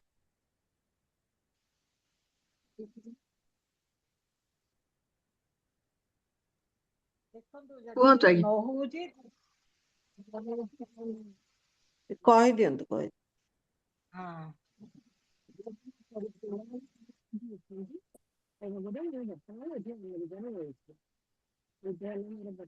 ସ୍ଥିତି ମୁଁ ବର୍ତ୍ତମାନ ଭୁଲା ସ୍ମୃତି ବିଷୟରେ କହିବାକୁ ଯାଉଛି। ଏହା ହେଲା ଅତି ରୋଚକର କଥା। ସେତେବେଳେ ମୁଁ ନୂଆ ବିବାହିତ ଥାଏ ଏବଂ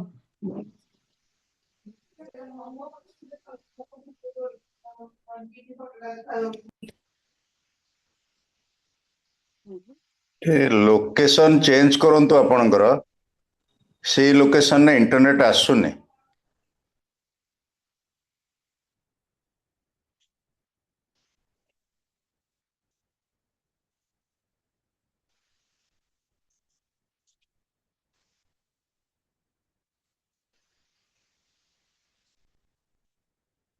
ଏବେ ଶୁଭିଲା କି?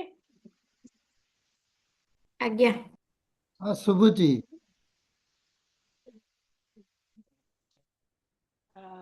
ମୁଁ ଯୋଉ ମୋର ଗୋଟେ ଅଭୁଲା ସ୍ମୃତି,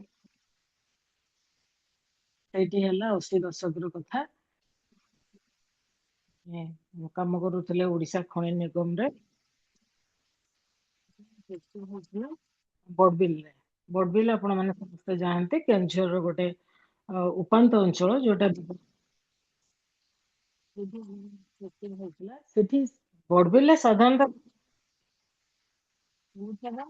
ସେଠି ତେଣୁକରି ସେଠି ସ୍ତ୍ରୀର ମାଲିକମାନେ ଥାନ୍ତି, ଯେଉଁମାନଙ୍କ ଭିତରେ ବୋଧେ ଜଣେ କି 2 ଜଣ ଓଡ଼ିଆ ଥିଲେ, ବାକି ସମସ୍ତେ ଗୁଜୁରାଟୀ ଲୋକ ଥିଲେ। ଏ ଯୋଉ ଟ୍ରକ୍ ସବୁ ଟ୍ରାନ୍ସପୋର୍ଟରେ ଲାଗିଥାଏ, ସେଠି ସବୁ ପଞ୍ଜାବୀ ମାନଙ୍କର। ଆଉ ଯୋଉ କାମ କରନ୍ତି ସବୁ ସେଠି ଆଦିବାସୀ ମାନେ ସେଠି ଶ୍ରମିକ ହିସାବରେ ହିନ୍ଦୀ, କାରଣ ସେଟା ବିହାର ବର୍ଡରରେ ହୋଇଥିବାରୁ ବହୁତ ବିହାରୀ ଲୋକ ସେଠି ଆସି ମଧ୍ୟ ବ୍ୟବସାୟ କରନ୍ତି। ସେ ସମୟରେ ବହୁତ କମ ଶୁଣିବାକୁ ମିଳୁଥିଲା।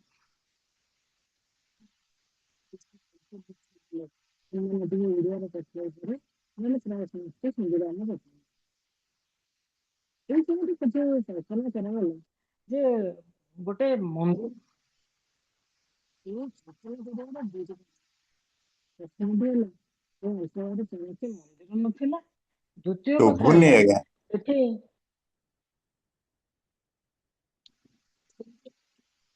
ପରବର୍ତ୍ତୀ ସମୟରେ ଅଛନ୍ତି ସୁତାର ବାବୁ ଆଜ୍ଞା ନିଜେ ଲେଖାଏଁ ନା ଠିକ ଅଛି ଶୁଭୁନି ମେ ହଁ ବି ମଝିରେ ମଝିରେ ଶୁଭୁଛି। ହଁ କିନ୍ତୁ ମଝିରେ ଶୁଭୁଛି ତାପରେ ଶୁଭୁନି। ହଁ ହଁ ଏମିତି କରି ଚଳାନ୍ତୁ, ଆଉ କିଛି କରିହବନି।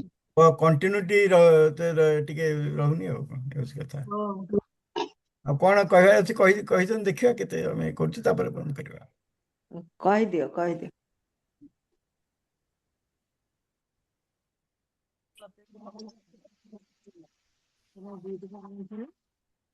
ପ୍ରଥମତଃ ହେଲା ସେଠି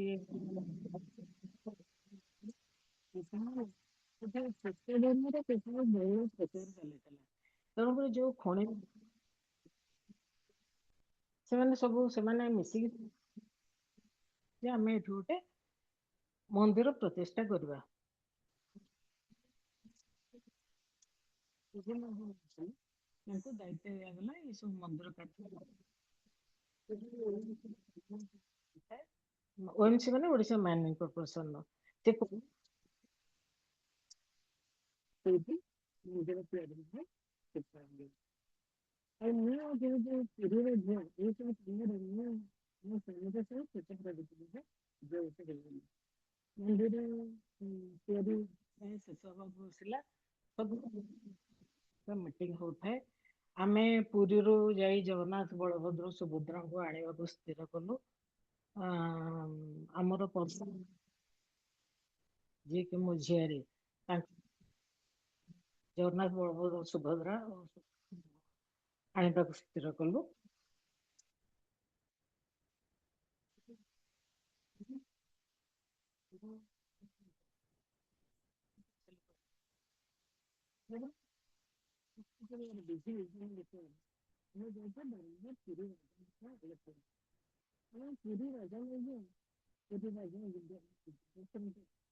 ସେ ଏକ ପ୍ରକାର ସମ୍ମତି ଦେଇଥିଲେ ଯେ ସିଏ ମନ୍ଦିର ପ୍ରତିଷ୍ଠା ପାଇଁ ଆସିବେ।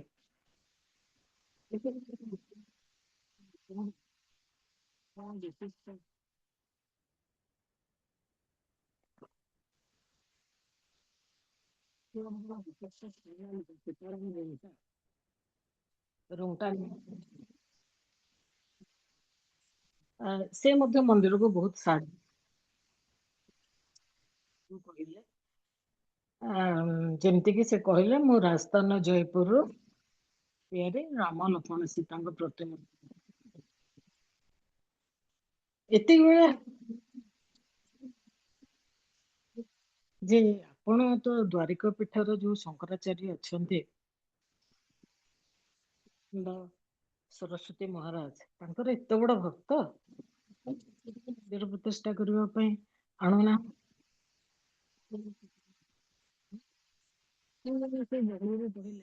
ମ୍ୟାଡାମ ତ ପୁରୀର ଝିଅ ଶଙ୍କରାଚାର୍ଯ୍ୟଙ୍କ ଉପରେ ମନ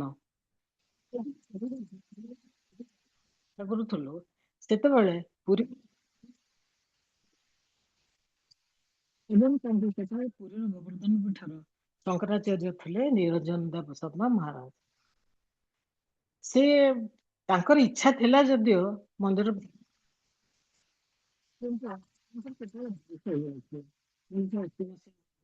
ତାଙ୍କର ବୟସ ହେଇଯାଇଥିଲା, ବୟସାଧିକ କାରଣରୁ ଏଇଥିପାଇଁ ମୁଁ ରୁଙ୍ଗଟା ମହୋଦୟଙ୍କୁ ଅନୁରୋଧ କଲି ଯେ ଶ୍ରୀଙ୍ଗେରୀର ମଠରୁ ଯୋଉ ଶଙ୍କରାଚାର୍ଯ୍ୟ ଅଛନ୍ତି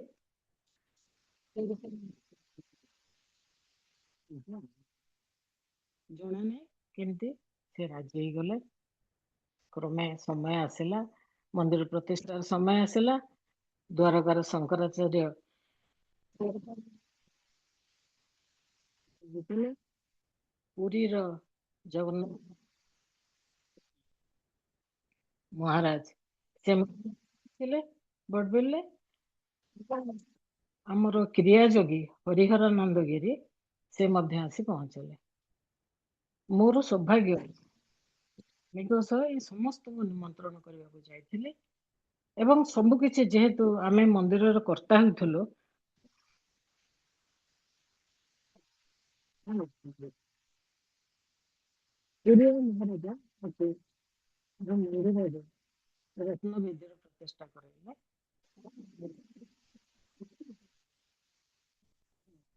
ଆଉ ମୂର୍ତ୍ତି ମାନଙ୍କର ଯୋଉ ପ୍ରାଣ ପ୍ରତିମା ପ୍ରତିଷ୍ଠା କରାଗଲା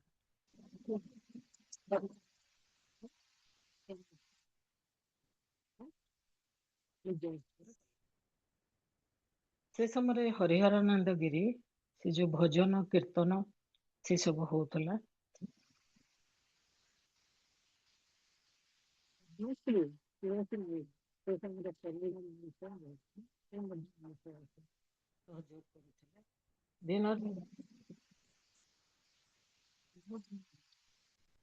ସେମାନଙ୍କର ପ୍ରବଚନ ପୁରୀ ମହାରାଜା କ୍ରିୟାଯୋଗୀ ବିଭିନ୍ନ ଭାଷଣ ଦଉଥିଲେ ଆଉ ସେ ଭାଷଣ ଶୁଣିବା ପାଇଁ ସେ ବଡ଼ବିଲ ଅଞ୍ଚଳରୁ ବଡ଼ବିଲ ବଲାନୀ ହଜାର ହଜାର ସେ ସମୟରେ ଯୋଉ ପୁରୀ ମହାରାଣୀ ବି ଯାଇଥିଲେ। ଆଉ କ୍ଲିୟର ହଉନି ଆପଣ ଯାହା କହୁଛନ୍ତି ଆମେ ଠିକ ଭାବରେ ଶୁଣି ଆଜ୍ଞା ଆଜ୍ଞା ହଁ ହଁ ସେ କଟି କଟି ଯାଉଛି ଆପଣ ଗୋଟେ ଦିଟା କ୍ଲିୟର ହେଲେ ଆଉ ବାକି ସବୁ କ୍ଲିୟର ହଉନି। ହଁ ଠିକ ଧନ୍ୟବାଦ, ବହୁତ ବହୁତ ଧନ୍ୟବାଦ କରିଥିବାରୁ। ମୁଁ ଭାବୁଛି ଆପଣଙ୍କ ସହ ଭଲ ଭାବେ ମିଶି ପାରିବି। ଆଜ୍ଞା। ଧନ୍ୟବାଦ, ସମସ୍ତଙ୍କୁ ନମସ୍କାର, ସମସ୍ତଙ୍କୁ ନମସ୍କାର। ତା ଫେରି ସର୍ବେ ଆସିଲେ ଭବନ୍ତୁ କହିବ ଆଉ। ସୁଖିନଃ। ହଁ। ହଁ ସର୍ବେ ଭବନ୍ତୁ ସୁଖିନଃ, ସର୍ବେ ସନ୍ତୁ ନିରାମୟ, ସର୍ବେ ଭଦ୍ରାଣୀ ପଶ୍ୟନ୍ତୁ, ମା କଶ୍ଚିତ୍ ଦୁଃଖ ଭାଗ। ଏଇଟା ତ ବଢିଆ ଶୁଭିଲା। ସେ ଥରଥର ଶୁଭୁଛି, ଥରଥର ଶୁଭୁନି। ହଁ କଣ ମାନେ ଆକ୍ଚୁଆଲି ନା ଏଇ ଯୋଉ ଏଠି ଆଇସ୍ ରେନ୍ ହଉଥିଲା, ଗତକାଲି ଇଣ୍ଟରନେଟ ବିଲକୁଲ ନଥିଲା। ଆଚ୍ଛା ଆଚ୍ଛା କାଲି ଧନ୍ୟ ରାତିରେ ଆସିଛି, ତେଣୁକରି ଟିକେ ଅସୁବିଧା ହଉଥିବା। ଠିକ ଅଛି, ଏଇଟା ନେଟ୍ ଧନ୍ୟବାଦ ପ୍ରୋବ୍ଲେମ୍। ଧନ୍ୟବାଦ ମ୍ୟାଡାମ। ଆପଣଙ୍କର ସମସ୍ତଙ୍କୁ ବହୁତ ବହୁତ ଆପଣଙ୍କର ଏତେ ବହୁତ ବହୁତ ଅସୁବିଧା ସତ୍ତ୍ୱେ ଆମେ ଜାଣିବାକୁ ପାଇଲୁ ଯେ କେଉଁଝରରେ ଆପଣ ଗୋଟିଏ ମନ୍ଦିର ତିଆରି କରିଛନ୍ତି ଆଉ ବହୁତ ବଡ ବଡ ଲୋକଙ୍କୁ ନେଇକିରି ପ୍ରତିଷ୍ଠା ଟାଇମ ରେ ଯାଇଥିଲେ। ଯାହା କିଛି ଏଇଥିରୁ ଜଣା ପଡିଲା ଯେ ଆପଣ ସେଇଥିରେ ବହୁତ ପୁରୀ ଝିଅ ସେଥିରେ ବହୁତ ବଡ କାମ କରିଛନ୍ତି, ସେଇଟା ହିଁ ଆମେ ଜାଣିପାରିଲୁ। ବହୁତ ବହୁତ ଧନ୍ୟବାଦ।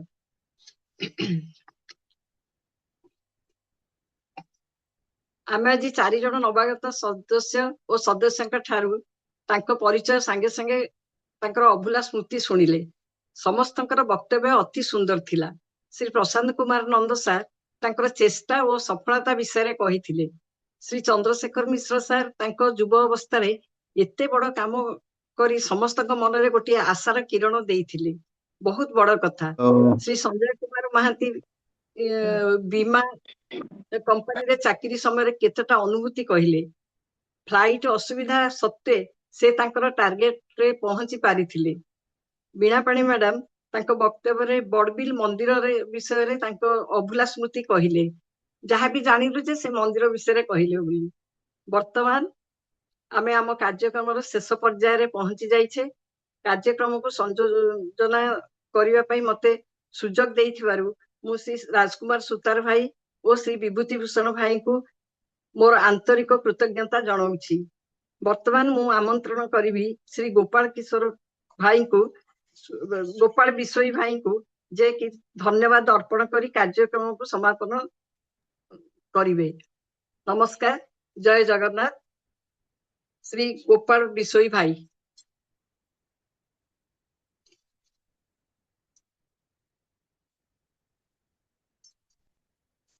गोपाल बिशोई भाई।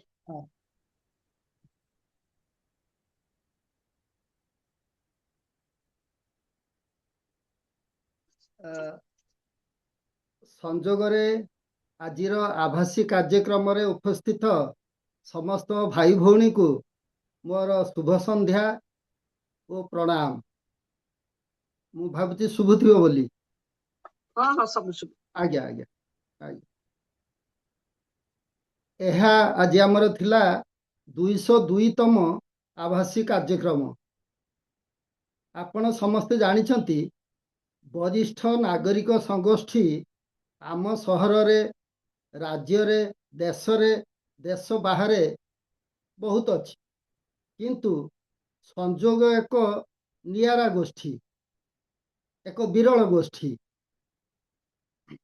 ଏହା ଲୋକାଲ ନୁହେଁ, ଗ୍ଲୋବାଲ ପ୍ରେଜେନ୍ସ ରଖିଥିବା ସିନିୟର ସିଟିଜେନ୍ ମାନଙ୍କର ଗୋଷ୍ଠୀ। ଆମର ମେମ୍ବର ମାନେ ଭୁବନେଶ୍ୱର, କଟକ ଟାଉନରେ ଅଛନ୍ତି, ଓଡ଼ିଶାର ବିଭିନ୍ନ ଅଞ୍ଚଳରେ ଅଛନ୍ତି, ଭାରତର ବିଭିନ୍ନ ରାଜ୍ୟ, ଏପରିକି ବିଦେଶରେ ଥିବା ଓଡ଼ିଆ ଭାଇ ଭଉଣୀମାନେ ଆଭାସୀ କାର୍ଯ୍ୟକ୍ରମ ମାଧ୍ୟମରେ ଯୋଡ଼ି ହୋଇ ଭାବର ଆଦାନ ପ୍ରଦାନ କରନ୍ତି ଓ ସୁଖ ଦୁଃଖର ସାଥୀ ହେଉଛନ୍ତି। ପ୍ରଥମ ଧନ୍ୟବାଦର ପାତ୍ର ହେଉଛନ୍ତି ଆମ ସମସ୍ତଙ୍କର ପ୍ରିୟ ହର ଭାଇ, ନ୍ୟାସନାଲ ଲେଭେଲର ମୋଟିଭେସନାଲ ସ୍ପିକର ଆମ ହର ଭାଇ। କରୋନା ମହାମାରୀ ସମୟରେ ଯେତେବେଳେ ସମସ୍ତେ ଘରେ ରହି ମାନସିକ ଯନ୍ତ୍ରଣା, ଡର, ଭୟ ଭିତରେ କାଳାତିପାତ କରୁଥିଲେ, ଏହି ଆଭାସୀ କାର୍ଯ୍ୟକ୍ରମ ମାଧ୍ୟମରେ ସମସ୍ତଙ୍କ ପାଖରେ ପହଞ୍ଚିବାର ଅନନ୍ୟ ଉପାୟ ବାହାର କରିଥିଲେ ଓ ସଂଯୋଗ ଗୋଷ୍ଠୀର ସୃଷ୍ଟି କରିଥିଲେ। ତାଙ୍କ ସହିତ ପ୍ରଭୁ ରାମଚନ୍ଦ୍ରଙ୍କର 4 ଭାଇ ଭଳି ଆମ ସୁତାର ଭାଇ, ବିଭୂତି ଭାଇ, ଶୁଭେନ୍ଦୁ ଭାଇ ଇତ୍ୟାଦି ସର୍ବଦା ଏହି ଗୋଷ୍ଠୀକୁ ଚଳଚଞ୍ଚଳ କରି ରଖିଛନ୍ତି। ଏମାନେ ସମସ୍ତେ ଆମର ଧନ୍ୟବାଦର ପାତ୍ର। ଆମର ଆଉ ଗୋଟେ ବୈଶିଷ୍ଟ୍ୟତା ହେଉଛି making best use of talents of our own members.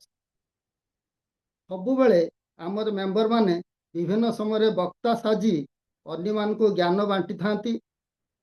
ଆମର ବିଭିନ୍ନ ଟପିକରେ ଆଭାସୀ କାର୍ଯ୍ୟକ୍ରମ ଚାଲିଛି, ଚାଲୁଥିବ। ଏହା ଭିତରୁ ଗୋଟିଏ ହେଉଛି ମୋ ଜୀବନରେ ଏକ ଅଭୁଲା ସ୍ମୃତି। ଆଜିର ଯେଉଁ ଏଇ ଅଭୁଲା ସ୍ମୃତି କାର୍ଯ୍ୟକ୍ରମ ଥିଲା, ଏହା 30ତମ ଅଧ୍ୟାୟ। ଶ୍ରୀମତୀ ବୀଣାପାଣି ସାହୁ, ଶ୍ରୀ ପ୍ରଶାନ୍ତ କୁମାର ନନ୍ଦ, ଶ୍ରୀ ଚନ୍ଦ୍ରଶେଖର ମିଶ୍ର ଓ ଶ୍ରୀ ସଞ୍ଜୟ କୁମାର ମହାନ୍ତି ତାଙ୍କ ଜୀବନର ଅଭୁଲା ସ୍ମୃତି ଆଜି ବାଣ୍ଟିଥିବାରୁ ତାଙ୍କୁ ଅନେକ ଅନେକ ଧନ୍ୟବାଦ। ଆମ ଜସ୍ମିତା ଦାସ ଅପା ଅତି ସୁନ୍ଦର ସଞ୍ଚାଳନା କଲେ, ତାଙ୍କୁ ଅନେକ ଧନ୍ୟବାଦ। ଆଉ ସବୁବେଳେ ଟେକ୍ନିକାଲ ସପୋର୍ଟ ଦେଇ ଆସିଥାନ୍ତି ସସ୍ମିତା ମ୍ୟାଡାମଙ୍କୁ ଧନ୍ୟବାଦ ଦଉଛି। ସମସ୍ତ ସଭ୍ୟ, ପାଖାପାଖି 30 ଜଣ ସଭ୍ୟ ଆଜି ଉପସ୍ଥିତ ରହିଥିଲେ।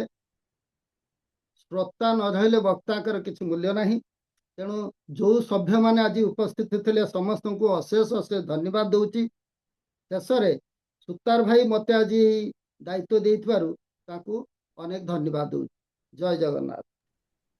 ଆପଣଙ୍କୁ ବି ବହୁତ ବହୁତ ଧନ୍ୟବାଦ।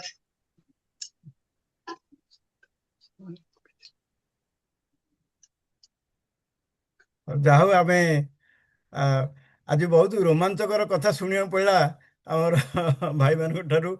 ଆଉ ଆଉ ଆମର ବୀଣାପାଣି ଭଉଣୀ ମଧ୍ୟ ଗୋଟେ ଭଲ ବିଶେଷ କହି ଆସୁଥିଲେ, କିନ୍ତୁ କିଛି ବୈଷୟିକ ଅସୁବିଧା ଯୋଗୁଁ ଆମେ ସମ୍ପୂର୍ଣ୍ଣ ଭାବରେ ଶୁଣିପାରିଲେନି। ହୁଏତ ପରବର୍ତ୍ତୀ ସମୟରେ ଅନ୍ୟ କିଛି ଫୋରମରେ ତାଙ୍କୁ କରିକି ଆମେ ଆଉ ଟିକେ ତାଙ୍କଠାରୁ ଡିଟେଲ ଶୁଣିବା ସେ କରିକିରି। ଆଉ ଆଜି ତ ସମୟ ହେଲାଣି, ଆଜି ପାଇଁ ଏଇଠି ରହିବା। ଆମେ ପୁଣି ଏକାଠି ହେବା ଆମର ପରବର୍ତ୍ତୀ ୱେବିନାର ଫେବୃଆରୀ 10 ତାରିଖ ଦିନ। ସମସ୍ତଙ୍କୁ ନମସ୍କାର, ଜୟ ଜଗନ୍ନାଥ।